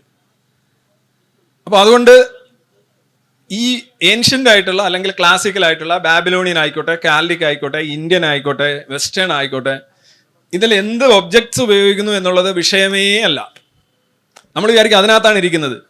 ഒരിക്കലും അല്ല. കൈനോട്ടം അല്ലെങ്കിൽ വെറ്റില ജ്യോതിഷമുണ്ട്. വെറ്റില എടുത്ത്, നിങ്ങൾ എടുക്കുന്ന ഒരു വെറ്റില എടുത്തിട്ട് അതിൻ്റെ പുള്ളി, പോര്, അതിൻ്റെ ആകൃതി, ഷേപ്പ്, കട്ടൊക്കെ വെച്ചുകൊണ്ട് നിങ്ങളുടെ മൊത്തം കാര്യം പറയും. ഈ എന്താണോ ഈ ഓബ്ജക്റ്റായിട്ട് കാണിക്കുന്നത് അതുകൊണ്ട് കാര്യമില്ല. ഞാനിതിൻ്റെ നമ്മൾ ഏതിൽ വിശ്വസിക്കുന്നോ അത് ശരിയായിട്ട് തോന്നുന്നു എന്നുള്ളതാണ്. അതിൻ്റെ ഒരു ട്രിക്ക് ഞാൻ പറഞ്ഞുതരാം. ഇപ്പം താങ്കൾ ഒരു സംഖ്യ മനസ്സിൽ വിചാരിച്ചു, അതിൻ്റെ കൂടെ ഒരു 40 കൂടെ കൂട്ടി അതിനകത്ത് ഒരു 20 കുറച്ചു. അതിനകത്ത് നിന്ന് ആദ്യം കണ്ട സംഖ്യ കുറച്ചു. അതിനെ 2 കൊണ്ട് ഗുണിച്ചു. അതിനെ 10 കൊണ്ട് ഭാഗിക്കൂ. ഉത്തരം 4 ആണോ? യെസ്. ഇവിടെ ഞാൻ എന്താ ചെയ്തത്? പെട്ടെന്ന് പറയുകയാണ്, നിങ്ങളുടെ ബ്രെയിനെ ഞാൻ ഇത് ഇത്ര പോലും ടെക്നിക്കുകളും തന്ത്രങ്ങളും ഒന്നും ശരിക്കും ജ്യോതിഷികൾ ഉപയോഗിക്കില്ല. ഞാനിവിടെ ചെയ്തത് ആദ്യം നിങ്ങളോട് മനസ്സിലൊരു സംഖ്യ കാണാൻ പറഞ്ഞു. എനിക്കറിയില്ല, നമ്മളും യാതൊരു ബന്ധവുമില്ല, ഫസ്റ്റ് ടൈം കാണുകയാണ്. പിന്നെ ഞാൻ അതിനോട് എന്ത് പറഞ്ഞു, ഒരു സംഖ്യ കൂട്ടാൻ പറഞ്ഞു, നിങ്ങൾ കൂട്ടി. വേറെ സംഖ്യ കുറയ്ക്കാൻ പറഞ്ഞു, നിങ്ങൾ കുറച്ചു. എന്നിട്ട് ഞാൻ ഒരു ട്രിക്ക് ഉപയോഗിച്ചു. എന്താണ്? നിങ്ങൾ ആദ്യം കണ്ട സംഖ്യയിൽ നിന്ന് കുറയ്ക്കാൻ പറഞ്ഞു. മനസ്സിലായില്ലേ? അത് നിങ്ങൾ 1000 കണ്ടാലും 1,00,000 കണ്ടാലും 100 കണ്ടാലും അതങ്ങ് പോയി. പിന്നെ സംഖ്യ മാത്രമേ ഉള്ളൂ, റൂട്ട് മാത്രമേ ഉള്ളൂ. പിന്നെ ഞാൻ അതിനെ ഗുണിച്ചു, ഹരിച്ചു, ഉത്തരം പറഞ്ഞു. നിങ്ങൾ ഇപ്പൊ ഈ ഒരു സാധനത്തിൽ പെട്ടെന്ന് കേൾക്കുമേ, ഇതിപ്പോ എന്താണിത്? ഒരു സാധാരണ മനുഷ്യനെ മറിക്കാൻ ഇതൊക്കെ സാധാരണമാണ്. ഈ ജ്യോതിഷിയുടെ മുന്നിലെത്തുന്ന ഒരാള്, ഒരു ആകുലയായ ഒരു വനിത, ഒരു കുഞ്ഞുമൊക്കെ ആയിട്ട് വരികയാണ് ഒരു ജ്യോതിഷിയെ കാണാനായിട്ട്, ഒരു ഡാഷ് നമ്പൂതിരിപ്പാട് അല്ലെ എന്തെങ്കിലും ആയിക്കോട്ടെ. നമുക്ക് എന്തൊക്കെ മനസ്സിലാക്കാം? She has a problem or many problems. പ്രശ്നമുള്ളപ്പോഴാണ് പ്രശ്നക്കാരനെ കാണാനായിട്ട് പോകുന്നത്. അതെന്തായിരിക്കും? ഞാൻ ഇവിടെ നിന്നുകൊണ്ട് ഊഹിക്കാം. ഒരു വിവാഹിതയായ ഒരു സ്ത്രീ ഒരു പ്രശ്നക്കാരനെ കാണുന്നുണ്ടെങ്കിൽ അതിൻ്റെ ഒരു പ്രശ്നം, ഒന്ന് it can be her husband, പരസ്ത്രീ ബന്ധം, സ്നേഹക്കുറവ്, കുടി, വലി, പിന്നെ കുറെ ഐറ്റംസ്. പിന്നെന്താണ്? പ്രായം നോക്കി പറയാം, മക്കൾ ഭയങ്കര പലർക്കും ഒരു പ്രശ്നമാണ്. മക്കളുടെ പഠിത്തം, മാർക്ക്, അലസത, ആരോഹണം അവരോഹണം. ഞാൻ പറയുന്നു, ആ വരുന്ന വ്യക്തിയെ കണ്ടുകൊണ്ട് അവരുടെ വൈകാരികതയും അവരുടെ ജീവിതവും അവരെ സംബന്ധിച്ചുള്ള ഒരു പ്രധാനപ്പെട്ട ഇക്വേഷനിൽ 10 എണ്ണം നമ്മളുടെ ജീവിതാനുഭവം കൊണ്ടും നമ്മുടെ റീഡിങ് കപ്പാസിറ്റിയോടും നമുക്ക് പറയാൻ കഴിയും. നമ്മൾ വേറെ ഫിഷിയാക്കി നമുക്ക് ചോദിക്കുകയാണ്, ഭർത്താവ് അത്ര രസത്തിലല്ല അല്ലേ എന്ന് ചോദിക്കുമ്പോൾ, അയ്യോ ഇതെങ്ങനെ മനസ്സിലായി? അല്ല, ഇതിനകത്തുണ്ട്, ഗ്രഹനില ഇങ്ങോട്ട് തന്നാട്ടെ, അല്ലെ കയ്യൊന്ന് കാണിച്ചാട്ടെ, അല്ലെ ഒരു വെറ്റില ഇത് എടുത്താട്ടെ. അപ്പൊ നമ്മൾ വിചാരിക്കും ഇയാൾ ഏതോ ഒരു ഇതിൽ നിന്ന് ഇങ്ങനെ പൊക്കിയെടുത്തുകൊണ്ട് വരികയാണ്, ഭയങ്കരമായിട്ടുള്ള. Actually it is not like that. നമ്മളെല്ലാം മൈൻഡ് റീഡ് ചെയ്യുന്നുണ്ട്, മറ്റുള്ളവരുടെ മനസ്സ് വായിച്ച് തന്നെയാണ് പോകുന്നത്. അത്ര പോലും അവരാകണമെന്നില്ല. എന്നാലും ദേവിൽ കാര്യം, നിങ്ങൾ ആദ്യമായിട്ട് അവർക്ക് എന്തോ അറിയാം, അവർക്ക് ഇത് പറയാൻ കഴിയും എന്നുള്ള ധാരണയിലാണ് നിങ്ങൾ അവിടെ പോയിരിക്കുന്നത്. അവർക്കില്ലാത്ത ഒരു കഴിവ് നിങ്ങൾ അവിടെ ആരോപിക്കുകയാണ്. അപ്പൊ സ്വാഭാവികമായിട്ടും പിന്നെ നിങ്ങൾ അവർ പറയുന്നതെല്ലാം കേട്ടുകൊണ്ട് സ്റ്റണ്ടായി പോകും. താങ്കളുടെ ചോദ്യത്തിന് ഉത്തരം ഇതേ ഉള്ളൂ. ഇത് തമ്മിലുള്ള വ്യത്യാസമൊക്കെ വളരെ ഉപരിപ്ലവമാണ്, സൂപ്പർഫ്ലൂവസ് ആണ്, ഇറലവൻ്റ് ആണ്. അടിസ്ഥാനപരമായി നിങ്ങളുടെ ബ്രെയിൻ നിങ്ങൾ ഏതിൽ വിശ്വസിക്കുന്നോ അത് ശരിയാണെന്ന് തോന്നുന്നു. അപ്പോൾ അത് തമ്മിലുള്ള വ്യത്യാസത്തും പഠിക്കുന്നതിൽ അടിസ്ഥാനപരമായ കാര്യമില്ല. പക്ഷെ ഇവർ പറയും ഇതല്ല അത്, അതല്ല ഇത്, മദ്യം പോലെ ഉള്ളൂ. അത് റമ്മാകാം, വിസ്കി ആകാം, എന്തോ വോഡ്ക ആകാം. പക്ഷേ ഇതിൽ ആൽക്കഹോൾ ഇൻ ഡിഫറെന്റ് വർക്ക് ചെയ്യുന്ന രീതിയൊക്കെ ഒരേപോലെയാണ്. Thank you. എൻ്റെ ഒരു ചോദ്യം, ഒരുമാതിരിപ്പെട്ട ജ്യോതിഷം, വാസ്തു ഇതൊക്കെ തള്ളുന്ന ആൾക്കാരും ഈ വൈത്തീശ്വരൻ കോവിലുള്ള ഒരു നാഡീ ജ്യോതിഷത്തെ കുറിച്ച് വളരെ വാചാലരായിട്ട് സംസാരിക്കാറുണ്ട്. അതിന്റെ ഒരു സംഗതി ഒന്ന് പറയാമോ? ഞാൻ പകിട 13 2 chapter, long chapters, around 65 pages നാഡീ ജ്യോതിഷത്തെ കുറിച്ചാണ് പറഞ്ഞിട്ടുള്ളത്. അന്ന് ഈ അബ്ദുള്ളക്കുട്ടി എന്ന് പറയുന്ന ഇന്നത്തെ BJPയുടെ ഏതോ ഒരു വൈസ് പ്രസിഡന്റോ മറ്റാണ് പുള്ളി, കേരളത്തിലെയോ ഇന്ത്യയിലോ ഓൾ ഇന്ത്യ ആണെന്ന് തോന്നുന്നു. പുള്ളി വൈത്തീശ്വരൻ കോവിൽ പോയിട്ട് വന്നിട്ട് ഒരു സാഹിത്യം ഇറക്കിയിരുന്നു, മാതൃഭൂമിയിലോ എവിടെയോ പ്രസിദ്ധീകരിക്കപ്പെട്ടിരുന്നു. അപ്പോൾ പുള്ളി പറഞ്ഞു, ഞാൻ അവിടെ ചെന്നപ്പോൾ എൻ്റെ ഇന്നാരുടെ പേര് പറഞ്ഞു, അത് പറഞ്ഞു, ഇത് പറഞ്ഞു, മറ്റേത് പറഞ്ഞു, ഇതെങ്ങനെ പറയാൻ പറ്റി എന്ന്. ഈ വൈത്തീശ്വരൻ കോവിലെ നാഡീ ജ്യോതിഷം എന്ന് പറഞ്ഞാൽ, ഒന്നാമത് അത് ഈ പറയുന്ന നിങ്ങൾ ചിദംബരം ആ ഒരു സ്ഥലത്ത് നിന്ന് ഒരു കുടി വ്യവസായം പോലെയാണ്. ഇങ്ങനെ കുറേ സംഗതികളിൽ അവിടെ ഇങ്ങനെ അടുക്കി വെച്ചിട്ടുണ്ട്. കുറേ ഓലകളാണ്. ആ ഓലകളിൽ ചെല്ലുന്ന ആളുടെ ഓല എടുക്കുകയാണ് ചെയ്യുന്നത്. അപ്പൊ ലോകത്ത് എത്ര കോടി ജനങ്ങളുണ്ട്? 780 കോടി ജനങ്ങളുണ്ട്. അവരുടെ എല്ലാം ഓല അവിടെ ഉണ്ട് എന്നാണ് പറയുന്നത്. ഓരോ ഇതേപോലെയുള്ള കൊപ്രാപ്പുര പോലെയുള്ള കൊച്ചു കുഞ്ഞ് എല്ലാവരും വിളിച്ചോണ്ട് പോകും. നിങ്ങളിപ്പോൾ റോഡിൽ ചെന്ന് നിൽക്കുകയാണെങ്കിൽ അവർ പറയും ഇങ്ങോട്ട് വാ, ഇതാണ് ഒറിജിനൽ, മറ്റവൻ പിന്നെ വന്നവനാണ്, അവനൊരു പെണ്ണിനെ അടിച്ചുകൊണ്ട് ഇവിടെ നിന്ന് താമസിക്കണം, ഇവനല്ല ഒറിജിനൽ, ഞാനാണെന്ന് പറയും. അവിടെ നിന്ന് പോയി നോക്കണം. അപ്പം ഇവിടെ എങ്ങനെയാണ് ഈ എല്ലാ ജനങ്ങളുടെയും ഓല വരുന്നത്? ഇപ്പം ആഫ്രിക്കയിൽ നിന്നൊരു യുവതി ചെല്ലുകയാണ്, വായിക്കാൻ പറ്റാത്തൊരു പേരാണ്. അവരുടെ പേര് ഊഹിച്ച് പറയാൻ ഈ നാഡീ ജ്യോതിഷിക്ക് പറ്റുമോ? ഒരിക്കലും പറ്റില്ല. യമഗംഗ അടിച്ചി എന്നാണ് പേരെന്നിരിക്കട്ടെ, അല്ല ഒരു പേര്, ഒരു ആഫ്രിക്കൻ പേര്. എത്ര ആദ്യത്തെ അക്ഷരം ഇതാണോ, രണ്ടാമത്തെ അക്ഷരം ഇതാണോ, മൂന്നാമത്തെ അക്ഷരം ഇതാണോ എന്നൊക്കെ ചോദിച്ച് റിവേഴ്സ് കിസ് നടത്തി ഈ നാഡി ജ്യോതിഷിയുടെ കട്ട ആൻഡ് പടം വിൽ ഫോൾഡഡ്. പറ്റത്തില്ല. മറിച്ച് നടക്കുന്ന റിവേഴ്സ് ക്വിസുകളൊക്കെ ഉണ്ട്. നിങ്ങളുടെ അച്ഛൻ്റെ പേര് താമരയുമായി ബന്ധമുള്ളതാണോ എന്നൊക്കെ ചോദിച്ച് ഇങ്ങനെ കുറേ ചോദ്യങ്ങളുണ്ട്. ഞാൻ കുറേ റിവേഴ്സ് ക്വിസ് അതിനകത്ത് എഴുതിയിട്ടുണ്ട്. അവിടെ പോയ ഒരാളുടെ അനുഭവം എഴുതിയിട്ടുണ്ട്. ഇത് പലപ്പോഴും വിജയിക്കാറില്ല, ചിലത് വിജയിക്കാറുണ്ട്. ഇപ്പോൾ ഉദാഹരണമായിട്ട് സുബ്രഹ്മണ്യൻ്റെ ഏതെങ്കിലും പേരുകളാണോ നിങ്ങളുടെ അച്ഛനുള്ളത് എന്ന് ചോദിക്കും. കാർത്തികേയൻ, ഇവിടെ ഉണ്ടോ കാർത്തികേയൻ എന്നറിയില്ല. മുരുകൻ, അവനെ കുറേ ഉണ്ട്. സുബ്രഹ്മണ്യൻ, ശിവന്റെ പേരായിരിക്കും കൂടുതൽ. പിന്നെ ഇവർക്ക് ആകെ തെറ്റുന്നത് ഒന്ന് വിദേശിയാണെ തെറ്റും, പിന്നെ ഇതെല്ലാം പറഞ്ഞു വന്നിട്ട് ഇതൊന്നും ശരിയല്ല അവസാനം പറയും നിങ്ങൾ മുസ്ലിം ആണോ എന്ന് ചോദിക്കും, അല്ല നിങ്ങൾ ക്രിസ്ത്യാനിയാണോ എന്ന് ചോദിക്കും. പിന്നെ നിങ്ങളുടെ അച്ഛന് ഇത് സത്യത്തിൽ അപൂർവമായിട്ട് ചില ആൾക്കാർ പോകുമ്പോൾ, ഇനി ഒന്നാമത്തെ കാര്യം ഞാൻ ഇതിനകത്ത് ഏറ്റവും ഇമ്പോർട്ടൻ്റ് ആയിട്ടുള്ള പോയിന്റ് പറയാം. They are not predicting anything. Suppose താങ്കളുടെ അച്ഛൻ്റെ പേര് ഇന്നതാണെന്ന് താങ്കളോട് പറഞ്ഞാൽ അതിനകത്ത് എന്താണ് പ്രഡിക്ഷൻ? താങ്കൾ ഉണ്ട്, താങ്കൾക്ക് അച്ഛനുണ്ട്, അച്ഛനൊരു പേരുണ്ട്, എല്ലായിടത്തും എഴുതി വെച്ചിട്ടുണ്ട്. ഇതിപ്പം ഇരിക്കുന്ന ഒരു കാര്യം അനാവരണം ചെയ്യുന്നതല്ല ഉള്ളൂ. There is no prediction there actually. അതൊരു കുറ്റാന്വേഷണം പോലെ ചോദ്യം ചോദിച്ച് ശരി കണ്ടത്. അത് പ്രവചനമേ അല്ല. നാഡീ ജ്യോതിഷം അടിസ്ഥാനപരമായിട്ട് നിങ്ങൾ ഈ പറയുന്നതൊന്നും പ്രവചനമേ അല്ല. പിന്നെ അവർ പറയുന്നത് അറിയോ, നിങ്ങൾ കഴിഞ്ഞ ജന്മത്തിൽ ഒരു അപ്സരസ് ആയിരുന്നു. നമുക്ക് വളരെ ചേടാ നമ്മൾ ആഗ്രഹിക്കുന്ന ഒരു കാര്യം ഇപ്പോഴും ആകാൻ പറ്റിയില്ല, കഴിഞ്ഞ ജന്മത്തായിരുന്നു. അപ്പോഴത്തേക്ക് നമ്മൾ ഇത്രയും ഒരു 1/2 ഇഞ്ച് 3/4 ഇഞ്ച് അങ്ങ് പോകും. അല്ലെങ്കിൽ ഒരു സൈനിക തലവനായിരുന്നു, നമ്മളിൽ ഒരു ഇത് വരും. അപ്പോൾ എന്ത് ചെയ്യും? രാജാവ് ഭടന്മാരെ വിത്തിട്ട് നിങ്ങളെ തട്ടിയതാണ്. കാര്യം രാജ്ഞിയുമായിട്ട് നിങ്ങൾക്കൊരു ബന്ധമുണ്ടെന്നുള്ള ഒരു ആരോപണം വന്നു. അപ്പോൾ നമ്മൾ വിചാരിക്കും കുഴപ്പമില്ല. ഇതൊക്കെ ആക്ച്വലി ഇത്തരം കഥകള് ഒരു അന്ധവിശ്വാസത്തോട് താല്പര്യമുള്ള ഒരു മസ്തിഷ്കം അതിനങ്ങ് വഴങ്ങിക്കൊടുക്കും, അതിൽ അഭിരമിക്കും. ഇതാണ് യഥാർത്ഥത്തിൽ സംഭവിക്കുന്നത്. ഇവർ ഈ ജന്മത്തെക്കുറിച്ചൊക്കെയാണ് കൂടുതൽ പറയുന്നത്. നാഡീ ജ്യോതിഷത്തിന്റെ കാര്യത്തിൽ എനിക്ക് പറയാനുള്ളൂ, ഈ ഓരോ നാഡീ ജ്യോതിഷത്തിന്റെ സെന്ററിലും എല്ലാവരുടെയും നിങ്ങളുടെ എല്ലാം നാഡി അവിടെ ഓല അവിടെ ഇരിപ്പുണ്ട്. അങ്ങനെയാണെങ്കിൽ 750 കോടി ഓലകൾ അവിടെ ഉണ്ടാവണം. 750 കോടി ഓല കീപ്പ് ചെയ്യണമെങ്കിൽ എനിക്ക് തോന്നുന്നത് ഏക്കർ കണക്കിന് സ്ഥലങ്ങൾ ആവശ്യമാണ്.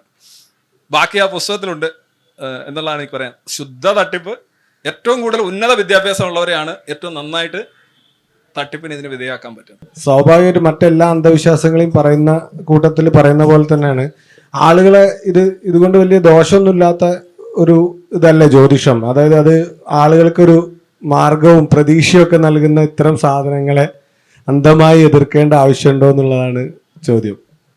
ഒന്നാമത്തെ കാര്യം, എതിർപ്പ് ഒരിക്കലും അന്ധമാകാൻ സാധ്യമല്ല. അന്ധമാകുന്നത് വിശ്വാസമാണ്. അന്ധമായെങ്കിലേ വിശ്വസിക്കാൻ പറ്റൂ. വിശ്വാസത്തെ അന്ധവിശ്വാസം എന്ന് പ്രത്യേകിച്ച് പറയേണ്ട കാര്യമൊന്നുമില്ല. അതല്ല ചായ തേയില ചേർത്തത് എന്ന് പറയുന്നതിന് തുല്യമാണ്.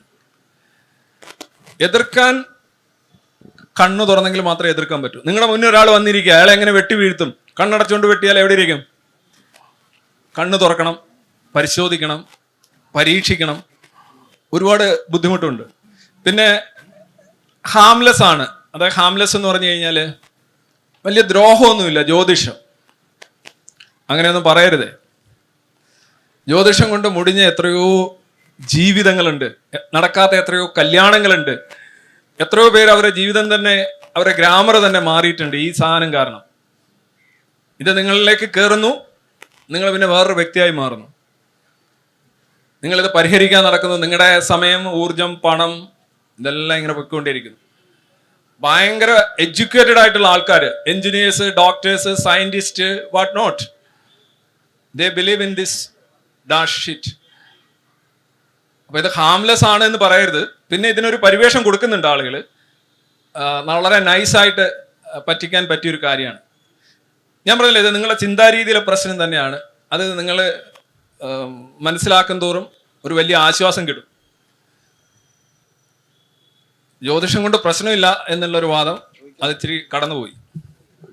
സാറേ, ഗുഡ് ഈവനിങ്. എൻ്റെ പേര് റജീസ് എന്നാണ്. ഈ ജ്യോതിഷികളെക്കാട്ടിലും കൂടുതൽ ഹൈ ഗ്രേഡിൽ ഇത് പടർത്തുകയും പരത്തുകയും ചെയ്യുന്നത് ഈ അപ്പീൽ ടു അതോറിറ്റി എന്ന് പറയുന്ന പോലെ നമ്മുടെ കേരള പോലീസിൻ്റെ ഒരു IG DIG ഒരാളുണ്ട്, ഡോക്ടർ ജേക്കബ് പുന്നൂസ്. പിന്നെ അലക്സാണ്ടർ ജേക്കബ്. രണ്ടാമത്തെ ഒരാൾ ഡോക്ടർ വി ജോർജ് മാത്യു. അദ്ദേഹം ഒരു സൈക്കോളജിസ്റ്റ് എങ്ങാണ്ടാന്ന് തോന്നുന്നു. അപ്പോൾ അവർ ഇങ്ങനെ അപ്പീൽ ചോദോട്ടെ. അപ്പോൾ എല്ലാവരും പറയും അവരൊക്കെ ഒന്നും അറിയാൻ മേലാഞ്ഞിട്ടാണ്, ഇത്രയൊക്കെ പഠിപ്പും ഇത്രയൊക്കെ ഉദ്യോഗ ഹൈ പൊസിഷനൊക്കെ ഇരിക്കുന്നവരല്ലേ. അപ്പോൾ അവർക്കൊരു വലിയൊരു പങ്കില്ല. ജ്യോതിഷികളെക്കാട്ടിലും കൂടുതൽ ഇത് ഈ കൊതുകുകളെ പോലെ ഇത് പരത്താനുള്ളൊരു കഴകത്തും അവരുടെ ഒരു സ്ഥാനലബ്ധി കൊണ്ട് തന്നെ ആ സ്ഥാനികോർജ്ജം അവർ ഉപയോഗിക്കുന്നുണ്ടല്ലോ. അത് കേരളത്തിൽ ഒത്തിരി പടർത്തുന്നുണ്ട്. അതിനെപ്പറ്റി സാർ എന്തായാലും ഒരു 2 വാക്ക്. അല്ല, അതിനകത്ത് ഫണ്ട് എന്ന് പറഞ്ഞു കഴിഞ്ഞാൽ സ്ഥാനികോർജം എന്നുള്ള താങ്കളുടെ ആ വാക്കാണ്. അടിപൊളി. അതിന്റെ ഒരു ഗിഫ്റ്റ് കൊടുക്കട്ടെ. അതായത് ഒരു സ്ഥാനത്തിരിക്കുമ്പോൾ ഒരു വ്യക്തിക്ക് ഉണ്ടാകുന്ന ഊർജ്ജത്തെയാണ് സ്ഥാനികോർജം എന്ന് പറഞ്ഞത്. വളരെ കറക്റ്റാണ്. താങ്കൾ ഒരു വലിയ കണ്ടുപിടുത്തമാണ് നടത്തിയിരിക്കുന്നത്. ഈ ജ്യോതിഷം ഈ വിദ്യാഭ്യാസമായിട്ട് വലിയ ബന്ധമൊന്നുമില്ല. വിദ്യാഭ്യാസം എങ്ങനെ നിങ്ങൾ അന്വേഷണാത്മകമായിട്ടാണോ പഠിക്കുന്നത് പരിശോധിക്കാറുണ്ടോ, പരിശോധിച്ച് വിലയിരുത്താറുണ്ടോ എന്നുള്ളതാണ് വിഷയം. അല്ലാതെ നിങ്ങൾ കുറെ പഠിച്ച് ISRO സയന്റിസ്റ്റ് ആയോ കാർഡിയോളജിസ്റ്റ് ആയെന്ന് പറഞ്ഞിട്ടൊന്നും ഒരു കാര്യമില്ല. നിങ്ങളെ സുഖമായിട്ട് ഒരു ആനയെ ഒരു തോട്ടി വെച്ചല്ലേ വീഴ്ത്തുന്നത്. ആനയുടെ ഇത് ആന എന്തുകൊണ്ടാണ് ഒരു തോട്ടിയെയും ഒരു ബീഡിക്കുറ്റി പോലെ ഇരിക്കുന്ന ഒരു പാപ്പാനെയും പേടിക്കുന്നത്? എന്തുകൊണ്ടാണ്? മസ്തിഷ്കപരമായി വിധേയപ്പെടുകയാണ്. ഈ മസ്തിഷ്കപരമായി വിധേയപ്പെടുന്നത് കൊണ്ടാണ് ഈ വിശ്വാസങ്ങളെല്ലാം സംഭവിക്കുന്നത്. അതുകൊണ്ട് നിങ്ങൾ ഈ പറയുന്ന ഈ എന്താണ് പുന്നൂസ് ആയാലും ഇനി വാട്ടവർ ഊസ് ആയാലും പുള്ളിയുടെ ചിന്തിക്കുന്ന രീതിയുടെ പ്രശ്നമാണ്. പിന്നെ ഇവര് ഇരുന്നിത് പരത്തുന്നത് പ്രശ്നമല്ലേ? നോക്കൂ, ജ്യോതിഷം, വാസ്തു ഉൾപ്പെടെയുള്ള എല്ലാ ഐറ്റംസും സർക്കാർ തലത്തിൽ പ്രൊമോട്ട് ചെയ്യപ്പെടുന്നുണ്ട്. മദ്യം, ഹോമിയോപ്പതി, ജ്യോതിഷം, വാസ്തു, വാട്ട് നോട്ട്, ഇതെല്ലാം ഭൂമി പൂജ ഉൾപ്പെടെയുള്ള സാധനം സർക്കാർ തലത്തിൽ തന്നെ പ്രൊമോട്ട് ചെയ്യപ്പെടുന്നുണ്ട്. പിന്നെ ഉന്നത സ്ഥാനീയർ അവരുടെ സ്ഥാനികോർജ്ജം പ്രയോഗിക്കുന്നുണ്ട്. അതെന്താണെന്ന് ചോദിച്ചു കഴിഞ്ഞാൽ അവർ അന്ധവിശ്വാസികളാണ്. അന്ധവിശ്വാസികൾ എപ്പോഴും അത് പ്രചരിപ്പിക്കാൻ ഇഷ്ടപ്പെടും. തനിക്ക് മാത്രമായിട്ടൊരു വിഡ്ഢിത്തം പറ്റിയെന്ന് വരുന്നത് ആർക്കും ഇഷ്ടമല്ലല്ലോ, അല്ലേ? താൻ മാത്രം കബളിപ്പിക്കപ്പെട്ടു എന്ന് വരുന്നത് ഇഷ്ടമല്ലാത്തത് കൊണ്ട് സ്വാഭാവികമായിട്ടും ഇതൊരു വാൻ ബാഗൻ എഫക്റ്റ് ഉണ്ട്. ഇപ്പൊ ഈശ്വര വിശ്വാസത്തെ കുറിച്ച് ചോദിച്ചാൽ എല്ലാവരും പറയും എനിക്കങ്ങനെ തെളിവൊന്നുമില്ല, പക്ഷെ എല്ലാവരും ചെയ്യുന്നു. ഓക്കെ, ഇത് ചില സമയങ്ങളിലൊക്കെ അങ്ങനെ തോന്നുന്നു. അപ്പം ഒരു വലിയ ജനതയിൽ ഇരിക്കുമ്പോൾ, ഇന്നിപ്പോൾ ഉദാഹരണമായിട്ട് എല്ലാവരും ഇവിടെ ഇരിക്കുന്ന എല്ലാവരും ഭൂമി പരന്നതാണെന്ന് പറഞ്ഞാൽ ഭൂമി പരന്ന് തന്നെ ഇരിക്കും. അതിനകത്തൊരു ഡെമോക്രാറ്റിക് പ്രിഫറൻസ് കൂടിയുണ്ട്. അതുകൊണ്ടാണ് ഇത്തരം ആൾക്കാർക്ക് വലിയ മൈലേജ് കിട്ടുന്നത്. അതിനിപ്പോൾ എന്ത് ചെയ്യുമെന്ന് ചോദിച്ചു കഴിഞ്ഞാൽ പ്രത്യേകിച്ചൊന്നും ചെയ്യാനില്ല. നമ്മളിങ്ങനെ ഒരു കോണിലിരുന്ന് വെറുതെ സത്യം വിളിച്ചു പറയുക, കുറേ പേരൊക്കെ മനസ്സിലാക്കും എന്നുള്ള ഒരു പ്രതീക്ഷയുണ്ട്. It's not an easy job. Sir നമസ്കാരം. ഞാൻ സാറിൻ്റെ കോഴിക്കോടുള്ള പരിപാടി കണ്ടായിരുന്നു, ഗംഭീരമായിരുന്നു, ആശംസകൾ. ഇത് വേറൊരു കാര്യം എന്താ വെച്ചാൽ ഇവിടെ ജ്യോതിഷിയും എല്ലാവരും പറയും ചൊവ്വാദോഷം, നിങ്ങൾക്ക് ഇന്ന ദോഷങ്ങളുണ്ട്, ആ ദോഷങ്ങൾ മാറാൻ വേണ്ടി നിങ്ങൾ അമ്പലങ്ങളിൽ ഇന്ന വഴിപാടുകൾ നടത്തണം. അപ്പോൾ ഈ ജ്യോതിഷത്തിൻ്റെ പറയുന്ന അന്ധവിശ്വാസവും ദൈവവിശ്വാസവും തമ്മിലുള്ള ബന്ധം എന്ന് പറയുമ്പോൾ ദൈവവിശ്വാസവും ഇതേപോലെ തന്നെയാണോ എന്നാണ് ചോദിക്കാനുള്ളത്. Yes, thank you. ജ്യോതിഷ വിശ്വാസവും ദൈവവിശ്വാസവും ഒന്നാണോ എന്ന് 100%. ഇതെല്ലാം ഒറ്റ സാധനമാണ്, ഒരു വ്യത്യാസമില്ല. ഒറ്റ ചരക്ക് ബെന്നി, എല്ലാം ഒറ്റ ചരക്കാണ്. പിന്നെ ആദ്യം ചോദിച്ച അതിന്റെ തുടക്കം ചോദിച്ചെന്തായിരുന്നു? ജ്യോതിഷത്തിന്റെ എന്തോ ഒരു സാധനം ചോദിച്ചിരുന്നു നിങ്ങൾ. അല്ല, അമ്പലങ്ങൾ. Yes, that's A very good question. എല്ലാ ജ്യോതിഷികളും പരിഹാരം നിശ്ചയിക്കുന്നത് എങ്ങോട്ടായിരിക്കും ഓടിക്കുന്നത്? നിങ്ങളെ കോവിലിലോട്ടും അമ്പലങ്ങളിലോട്ടും ക്ഷേത്രങ്ങളിലോട്ടും ദിവ്യന്മാരുടെ ഇടയിലോട്ടും പൂജകളിലേക്കും ഹോമങ്ങളിലേക്കും ആയിരിക്കും ഓടിക്കുന്നത്. അപ്പോൾ നിങ്ങൾ അവിടെ ഓടി അവിടെ ചെല്ലുന്നതിന് പറയും ഞാൻ ഒരു മണ്ടനെ അങ്ങോട്ട് പറഞ്ഞു വിട്ടിട്ടുണ്ട്, അവൻ ഇത്ര തരും, അതിൽ ഇത്ര നീ ഇവിടെ അടയ്ക്കണം. ഇവർ തമ്മിൽ കണക്ഷൻ ഉണ്ടാവും. പണ്ട് ഈ കേരളത്തിൽ ഒരുപാട് മദ്യ ദുരന്തങ്ങൾ ഉണ്ടായ സമയത്ത് ഒരു ചൊല്ല് തന്നെ ഉണ്ടായിരുന്നു. എന്താന്ന് വെച്ച് കഴിഞ്ഞാൽ ഈ മദ്യഷാപ്പിനടുത്തൊക്കെ ഈ ശവപ്പെട്ടി വെക്കുന്ന കട ഉണ്ടാകും എന്ന് പറയാനുണ്ടായിരുന്നു. ഒരുപാട് പേര് മരിക്കും, അപ്പൊ ഇതിനാവശ്യം വേണ്ടി വരും, ഇതെല്ലാം അനുബന്ധമായിട്ട് ചെയ്യാമെന്ന് പറയും. ഇവര് സ്വാഭാവികമായിട്ടും കോവിലേക്കാണ് വിടുന്നത്. അതിന്റെ തിരുമേനി നെറ്റ്വർക്ക്. അപ്പൊ ഈ നാടീശ്വരൻ കോവിലിൽ ചെന്ന് കഴിഞ്ഞാലും ഇപ്പൊ നിങ്ങൾ ഇവിടുന്ന് ചെല്ലുക വൈത്തീശ്വരൻ കോവില്, അവിടെ ഒരെണ്ണം ചെന്ന് കഴിഞ്ഞാൽ അവര് പറയും നിങ്ങൾക്ക് ചില മുജ്ജന്മ പാവങ്ങളും പ്രശ്നങ്ങളൊക്കെ ഉണ്ട്, കഴിഞ്ഞ ജന്മം നിങ്ങൾ മഹാ തൊല്ലയായിരുന്നു, നിങ്ങൾ ചെയ്ത അതാണ് കാര്യം. ഇത് ആത്മാവിൻ്റെ ഇതാണ്. ആത്മാവെന്ന് പറഞ്ഞു കഴിഞ്ഞാൽ നിങ്ങളുടെ ഫോൺ നശിച്ചാലും ആ സിമ്മ് നശിക്കുന്നില്ല, ഇനി സിമ്മ് നശിച്ചാലും നമ്പർ നശിക്കുന്നില്ല. അപ്പോൾ ഈ ഫോണും സിമ്മും പോയാലും ഈ നമ്പർ എടുത്ത് വേറൊരാൾക്ക് കൊടുക്കും, ഒരു BB. അപ്പം നിങ്ങളെ അറിയുന്നവർ ഈ നമ്പർ പിന്നെ വിളിച്ചാൽ പറയും ഇത് ആരാണിത്? ഇത് മറ്റേ സുഭാഷ് ചന്ദ്രബോസ് അല്ലേ? അല്ല, ഞാൻ ഇന്ന BB ആണ്, അല്ല ഇന്ന റഷീദയാണ് എന്നായിരിക്കും പറയുന്നത്. കാര്യം 3 മാസം മാത്രമേ നമ്പർ ഇപ്പോൾ കീപ്പ് ചെയ്യത്തുള്ളൂ. അപ്പം എന്ന് പറഞ്ഞതുപോലെ ഈ ആത്മാവ് എന്ന് പറയുന്ന സാധനം, സോ കോൾഡ് നമ്പർ കാണാൻ പറ്റത്തില്ലല്ലോ. നമ്പർ വേണം എഴുതി വെക്കാം, പക്ഷെ അതല്ലല്ലോ നമ്പർ. അരൂപിയായ ശരീരമില്ലാത്ത ഈ നമ്പർ നിങ്ങളുടെ മരണത്തിന് ശേഷം വേറൊരാളിലേക്ക് പോകുന്നു. നിങ്ങളിലേക്ക് വന്നത് വേറെ ഒരാളുടെ, ഉദാഹരണം പല ആൾക്കാരും പറയും എന്തുകൊണ്ടാണ് എൻ്റെ ജീവിതം എത്ര ദുരിതമയമായത്, അല്ലെങ്കിൽ ഈ കൊച്ചുകുട്ടിക്ക് എങ്ങനെയാണ് ക്യാൻസർ വന്നത് എന്നൊക്കെ ചോദിക്കുമ്പോൾ അവർ പറയുന്നതറിയാമോ? ഈ നമ്പർ കൊച്ചുകുട്ടിക്ക് കിട്ടിയത് വേറെ ഒരാളുടെ ഫോണിൽ നിന്ന് വന്നാണ്, വേറെ ആളുടെ ഇരുന്ന നമ്പറാണ്. അയാൾ കുറച്ച് അഗ്ലി ചാറ്റിംഗ് ഒക്കെ നടത്തി, കുറേ ഇതൊക്കെ നടത്തി, അത് പബ്ലിക്കായിട്ടൊക്കെ പ്രശ്നമായി. അങ്ങനെ അയാൾ കുറേ കുറ്റങ്ങൾ ചെയ്തിട്ടുണ്ട് ആ നമ്പർ വെച്ച്. അപ്പോൾ അതിൻ്റെ ഇതാണ് ഈ കുട്ടിക്ക് ക്യാൻസറായിട്ട് വന്നത്. മനസ്സിലായോ? എന്നിട്ട് ഇത് അടുത്തതിലേക്ക് പോവുകയാണ് ചെയ്യുന്നത്. അപ്പം ഇതനുസരിച്ച് ഈ ജ്യോതിഷം അനുസരിച്ച് സ്റ്റാർസും പ്ലാനറ്റ്സും എല്ലാം നിങ്ങൾ ജനിക്കുന്ന സമയത്ത് ഓരോരോ സ്ഥാനത്ത് വന്ന് നിന്നിട്ട് നിങ്ങളുടെ മൊത്തം കഥയും സിലബസോടെ പറയുകയാണ്. നിങ്ങൾ എന്തായിരിക്കും, എത്ര വയസ്സ് മരിക്കും, എത്ര കുട്ടി ഉണ്ടാവും, നിങ്ങളുടെ പൊക്കം എന്തായിരിക്കണം, നിങ്ങളുടെ അതെന്തായിരിക്കും, ഇതെന്തായിരിക്കും, നിങ്ങളുടെ എല്ലാ കാര്യങ്ങളും അതിനകത്ത് പറയും. ഈവൻ നിങ്ങളുടെ ദന്തനിര എങ്ങനെയായിരിക്കണം എന്ന് വരെ അതിനകത്ത് പറയും. പക്ഷേ ജ്യോതിഷം അടിസ്ഥാനപരമായിട്ട് ഇത് പരിഹരിക്കാൻ കഴിയില്ല എന്നാണ് പറയുന്നത്. വിധിയാണ്, നിങ്ങളുടെ വിധി ഓൾറെഡി നിശ്ചയിച്ചു കഴിഞ്ഞു, അത് തടുക്കാൻ ആർക്കും സാധിക്കില്ല. പിന്നെന്തിനാണ് ഇവർ പരിഹാരവും പൂജയും നിശ്ചയിക്കുന്നതെന്ന് ചോദിച്ചു കഴിഞ്ഞാൽ അത് വഞ്ചനയിലെ ചതിയാണ്. അക്കോർഡിംഗ് ടു ജ്യോതിഷം വിധിക്ക് ഒരു പരിഹാരവും ഇല്ല, വിധി മാറ്റാനും ആവില്ല. എൻ്റെ ഒരു ചാപ്റ്ററിൻ്റെ പേര് തന്നെ വിധിയെ തടുക്കാൻ വില്ലേജ് ഓഫീസർക്കും സാധിക്കില്ല എന്നുള്ളതാണ്. ആ പുസ്തകത്തിൽ ഒരു ചാപ്റ്ററായിട്ട് ഞാൻ കൊടുത്തിരിക്കും. Nobody can block your fate. പിന്നെന്തിനാണ് അത്? അതായത് നിങ്ങളത് മാറ്റുകയാണെങ്കിൽ, പരിഹരിക്കുകയാണെന്നുണ്ടെങ്കിൽ നിങ്ങളുടെ ഗ്രഹനിലയും ഈ ഗോളങ്ങൾ പറയുന്നതൊക്കെ തെറ്റായി, ഗോളങ്ങളൊക്കെ ശശിയായി. ഗോളങ്ങൾ ആദ്യമെല്ലാം ഫിക്സ് ചെയ്ത് കഴിഞ്ഞു, അത് മാറ്റാൻ പറ്റും. വിധി മാറ്റാനേ പറ്റില്ല. അതിന് കഥകളൊക്കെ ഉണ്ട്. ഇത്ര വയസ്സ് വരെ ജീവിച്ചിരിക്കും എന്ന് പറയുന്ന ഒരു കുട്ടിയുടെ കഥയൊക്കെ ഉണ്ട്. ഒന്നും ചെയ്യാൻ പറ്റത്തില്ല. അപ്പോൾ ലോകത്തെ ഏറ്റവും വലിയ അന്ധവിശ്വാസങ്ങളിലെ തട്ടിപ്പുകളിലെ തട്ടിപ്പാണ് ജ്യോതിഷം. കാരണം ജ്യോതിഷം തന്നെ പറയുന്നത് വിധി മാറ്റാൻ പറ്റില്ല. എന്നിട്ട് ജ്യോതിഷി എന്ന് പറയും, അവിടെ കൊണ്ടുപോയി പൂജ നടത്തൂ, അവിടെ കൊണ്ടുപോയി പ്രാർത്ഥിക്കൂ, അവിടെ അല്ലെ എനിക്കൊരു 500 രൂപ തരൂ, അല്ലെങ്കിൽ ഞാൻ നടത്തിക്കൊള്ളാം. ഈ വൈത്തീശ്വരൻ കോവിൽ ചെന്നിട്ട് പൈസ കൊടുത്തിട്ട് പോകരുത് കേട്ടോ. അവർ പറയുന്നറിയോ, നിങ്ങൾ അടിയന്തരമായിട്ട് ഗോകർണത്ത് പോയി ഒരു 50,000 രൂപയുടെ വഴിപാട് നടത്തണം. എന്നിട്ട് പിന്നെ ഫിലഡൽഫിയ അല്ല പോട്ടെ, കേരളത്തിലെ ഇന്ത്യയിലെ വേറെ ഏതെങ്കിലും ഒരു നഗരം, ഭുവനേശ്വറിലെ പിന്നെ എന്താ സോമനാഥ ക്ഷേത്രത്തിൽ പോയി ഒരു വിളക്ക് കൊളുത്തണം. ഇങ്ങനെയൊക്കെ കുറേ കാര്യങ്ങൾ വരും. ആണോ? അത് മാറുമോ? അത് മാറും. ഇതിൻ്റെ എല്ലാം കണക്ഷൻ സ്വിച്ച് അവിടെയാണ്, അത് മാറും. അപ്പോൾ നമ്മൾ പറയും, സ്വാമി ഇത് നമ്മൾ അവിടം വരെ പോകുക എന്ന് പറഞ്ഞാൽ എനിക്ക് ഒന്നാമത് വീട്ടിൽ ചെല്ലണം, വീട്ടിൽ ചെന്നല്ലേ ഇപ്പം തന്നെ വലിയ പ്രശ്നമാണ്, അതാണ് ഇതാണ് മാടയാണ്. ഒരു കാര്യം ചെയ്യൂ, നമ്മെ വിശ്വാസം ഉണ്ടെങ്കിൽ പണം ഇവിടെ ഏൽപ്പിച്ചിട്ട് നിങ്ങൾ പോകും, നമ്മൾ ചെയ്തു കൊള്ളാം. എല്ലാവരും പൈസ കൊടുത്തിട്ട് പോകും. ആളിനെ നോക്കിയായിരിക്കും പൈസ പറയുന്നത്. ചിലവരൊക്കെ 50,000 പറയും, ചിലർക്ക് 5,000 പറയും, ചിലർക്ക് ഉള്ളത് തന്നിട്ട് പോകാൻ പറയും. ഇത് നമ്മുടെ കൂലിയല്ല, മറിച്ച് നിങ്ങളുടെ വഴിപാടുകൾ നമ്മൾ നടത്തുന്നതിനുള്ള. അപ്പം പറയും ഇയാൾ പ്രശ്നത്തിന് പരിഹാരവും ചെയ്തു, എന്നിട്ട് നമ്മുടെ വഴിപാടും പോയി നടത്തുന്നു. ആഹാ, what a beautiful piece of work he's എന്ന് പറഞ്ഞ് നമ്മൾ പോരും.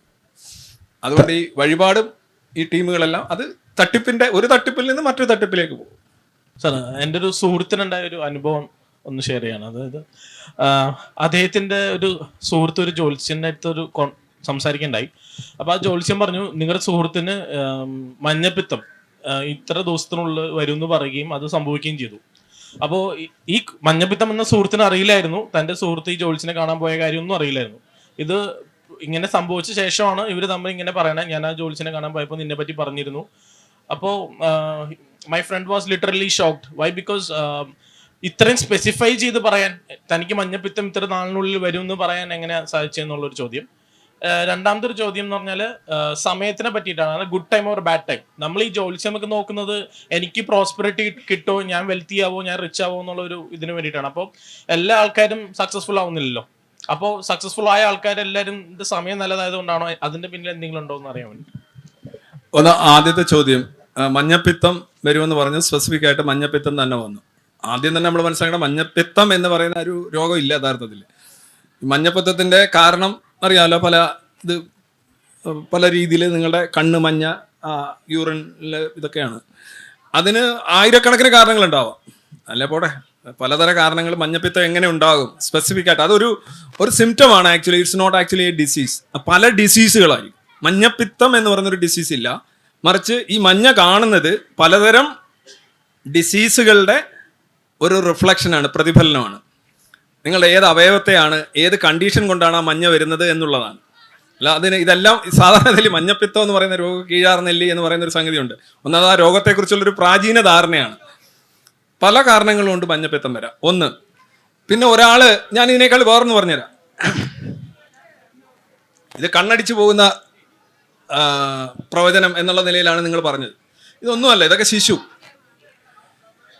തിരുവനന്തപുരത്ത് ഒരു 6-7 വർഷത്തിന് മുന്നേ ഒരാള്, 5-6 വർഷത്തിന് മുമ്പ് ഒരാളോട് പറഞ്ഞു, ഒരു എഞ്ചിനീയർ, സോഫ്റ്റ്വെയർ എഞ്ചിനീയറാ, അയാളോട് പറഞ്ഞു, അമേരിക്ക സിലിക്കൺ വാലിയിൽ തന്നെ ജോലി കിട്ടും, ഒന്നുകൊണ്ട് പേടിക്കണ്ട, ഞാൻ ഇതിനകത്ത് കാണുന്നുണ്ട് എന്ന് പറഞ്ഞു. അയാൾ വലിയ കാര്യമായിട്ട് ഇയാളെ കൂട്ടിക്കൊണ്ടുപോയ വേറൊരു ടെക്കിയാണ്. ടെക്കി എന്നൊക്കെ പറയുമ്പോൾ ഓൾമോസ്റ്റ് അന്ധവിശ്വാസത്തിന്റെ പരകോടിക്കാണ് ഈ ടെക്കി എന്ന് വിളിക്കുന്നത്.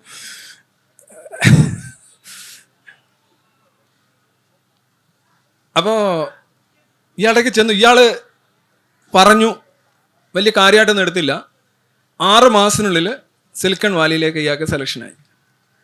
ഇയാൾക്ക് എന്ത് വേണമെന്നറിയാം, കണ്ണ് കുത്തി പൊട്ടിക്കണോ, ഉടുപ്പ് വലിച്ചെറിയണോ, കിടന്ന് ഉരുളണോ, കാരണം പുള്ളി അങ്ങ് ആകെ തരിച്ചു പോയി. കാരണം സിലിക്കൺ വാലി അമേരിക്കയിൽ ജോലി കിട്ടുമെന്ന് പറഞ്ഞു, അത് കിട്ടിയിരിക്കുന്നു. അപ്പം ഇയാൾ വിശ്വാസിയാണ്, വിശ്വാസി മനസ്സാണ്. ഒന്നാലോചിച്ച് നോക്കണ്ടേ, ഈ അമേരിക്ക എന്ന് പറയുന്ന സ്ഥലമോ സിലിക്കൺ വാലി എന്ന് പറയുന്ന സംഗതിയോ ഈ ടെക്കി എന്ന് പറയുന്ന ഏർപ്പാടോ ഒന്നും ജ്യോതിഷത്തിൽ യഥാർത്ഥത്തിൽ ഇല്ല. കാര്യം ജ്യോതിഷം ഉണ്ടായ സമയത്ത് ഇതൊന്നുമില്ല. ഒന്നത്. അപ്പം ഇയാൾ കൈ നിട്ടതാണ് ഇപ്പോൾ ഉള്ള ജോലി. അപ്പോൾ ഒരു 50 വർഷത്തിന് മുമ്പുള്ള ഒരു ജ്യോതിഷിയാണ് പറയുന്നതെങ്കിൽ അവൻ പറയുന്നത് അമേരിക്ക ജോലി കിട്ടുന്നതായിരിക്കും പറയുന്നത്. ബോംബെയിൽ പോകാനുള്ള, അല്ലെങ്കിൽ നാട് വിടാൻ മദ്രാസ് ആയിരിക്കും പറയുക. പിന്നെ കുറെ കഴിഞ്ഞ് ഗൾഫായിരിക്കും പറയുക. ഇപ്പോൾ അമേരിക്ക പറയും. കാരണം ജിയോ പൊളിറ്റിക്സ് മാറി വരുന്നു, ഇത് ജ്യോതിഷി പിടിച്ചെടുക്കുന്നുണ്ട്. അപ്പോൾ അതനുസരിച്ച് അവൻ മാറ്റിക്കൊണ്ടിരിക്കും. പിന്നെ ടെക്കി, കമ്പ്യൂട്ടർ സാധനമൊക്കെ വന്നപ്പോഴാണ് ഒരു 40 വർഷം അല്ലെങ്കിൽ 20 വർഷം 25 വർഷം അതിന് മുന്നേ ആർക്കും സിലിക്കൺ വാലിയിലേക്ക് ഒരു ജ്യോതിഷിയോ ടിക്കറ്റ് കൊടുത്തിട്ടില്ല. നോക്കൂ, കാലവും സ്ഥലവും സമയവും അനുസരിച്ചാണ് ഈ കാര്യം വരുന്നത്. എന്നിട്ട് ഇത് എന്താ ഇവിടെ സംഭവിച്ചതെന്നറിയോ? ഇത് ഭയങ്കര രസമാണ്. അവനാകെ അസ്തപ്രജ്ഞനായിപ്പോയി. അവൻ ഈ ജ്യോതിഷിയുടെ മുന്നിൽ സാഷ്ടാംഗം പ്രണമിച്ചു. ഒരു നല്ലൊരു തുക ആദ്യം കൊടുത്തു. പോകുന്നതിന് മുമ്പ് കണ്ടു, കാലിൽ തൊട്ടു, അവിടെ തൊട്ടു, ഇവിടെ തൊട്ടു, ആകെ പ്രശ്നം. എന്നിട്ട് എന്താ സംഭവിച്ചു? അവൻ അവിടെ പോയി. ഇനി അടുത്ത ജോലി കിട്ടി, അടുത്തത് കൂട് കൂട്ടി ഇണക്കിളിയെ കൊണ്ടുവരിക. അപ്പോൾ ഇങ്ങനെ പല പല ഇണക്കിളികളുടെ ഗ്രഹനില ഇങ്ങനെ അയച്ചു കൊടുക്കുന്നു. അപ്പോൾ പലരും പല ജ്യോതിഷികൾ, ഇയാൾ ഒരു ജ്യോതിഷല്ലേ, ഒരു കടയിൽ നിന്ന് മാത്രം, ഒരു ബാറിൽ നിന്ന് മാത്രം അടിക്കുന്ന ആളല്ല. പക്ഷെ ഇയാളെയാണ് പ്രധാന ബാറ്, മുഖ്യ ബാർ ഇയാളാണ്. കാര്യം ഇയാൾ കണ്ണടിച്ച് പോകുന്ന പ്രവചനം പറഞ്ഞു. അപ്പോൾ ഇങ്ങോട്ട് വന്നിട്ട് ഈ ഗ്രഹനിലേക്ക് അയച്ചു കൊടുക്കുമ്പോൾ പല ജ്യോതിഷികളും പറയും, ഇത് കൊള്ളാൻ കയറിക്കൊണ്ടോ എന്നൊക്കെ പറയും. പക്ഷെ ഇയാൾ തട്ടിക്കളയും. ഇയാൾക്ക് അവർ കൊള്ളാന്ന് പറഞ്ഞ് ഇയാളും കൊള്ളാന്ന് പറഞ്ഞു കഴിഞ്ഞാൽ പോയില്ലേ, അയാളുടെ ഇത് പോകുമല്ലോ. അങ്ങനെ അവസാനം ഒരു ഇന്ദ്രാണി വർമ്മ അല്ലെന്നുണ്ടെങ്കിൽ എന്തെങ്കിലും ഒരു സാധനം, ഒരു പ്രപ്പോസൽ വന്നു. ഇയാൾക്ക് അറിയാവുന്ന ഒരു കുട്ടിയാണ്.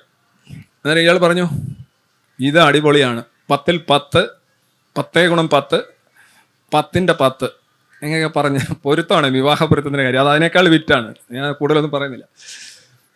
അപ്പോൾ പൊരുത്തമായി, കല്യാണം കഴിച്ചു, വിവാഹം തുടങ്ങി. അപ്പോൾ ഈ സമയങ്ങളിലൊക്കെ ഇദ്ദേഹത്തിന് ഉപഹാരങ്ങൾ കൊണ്ടും പൂച്ചെണ്ടുകൾ കൊണ്ടും ഈ ജ്യോതിഷി ഇയാൾ ഇങ്ങനെ വീർപ്പ് മുട്ടിച്ചുകൊണ്ടിരിക്കുകയാണ്. ഇൻ ഡോളർ, US ഡോളറിൽ, സിംഗപ്പൂർ ഡോളറിലല്ല, വീർപ്പ് മുട്ടിച്ചുകൊണ്ടിരിക്കുകയാണ്. പക്ഷെ കുറേ കല്യാണം കഴിഞ്ഞ് കുറേ മുന്നോട്ട് പോയപ്പോൾ ചില പ്രകടമായ മാറ്റങ്ങൾ. ഒന്ന്, ഈ പെൺകുട്ടിക്ക് വലിയ സ്നേഹം എന്ന് പറഞ്ഞു കഴിഞ്ഞാൽ രാവിലെ ഭർത്താവ് ഉണരുന്നു, ഓഫീസിലേക്ക് പോകാൻ ശ്രമിക്കുന്നു, അല്ലെ പുറത്തേക്ക് പോകാൻ ശ്രമിക്കുന്നു. അന്നേരം പറയും ഒരു അരമണിക്കൂർ 3/4 മണിക്കൂർ ആകുമ്പോൾ പെൺകുട്ടി വിളിക്കും, ഇപ്പം എവിടെയാ? ഞാൻ ഉറങ്ങായിരുന്നു. എവിടെയാ? ഞാനിപ്പോൾ ഒരു 30 കിലോമീറ്റർ അകലെയായി, ഇപ്പോൾ ഇവിടെ വരണം, എനിക്ക് കാണണം. അത് ഞാൻ തിരിച്ചു വരാൻ, ഞാൻ കുറച്ച് കഴിഞ്ഞ് വരാം. അതൊന്നും പറ്റില്ല, ഇപ്പം എന്നോട് സ്നേഹമുണ്ട്, എനിക്ക് ഇപ്പോൾ ഇവിടെ വരണം.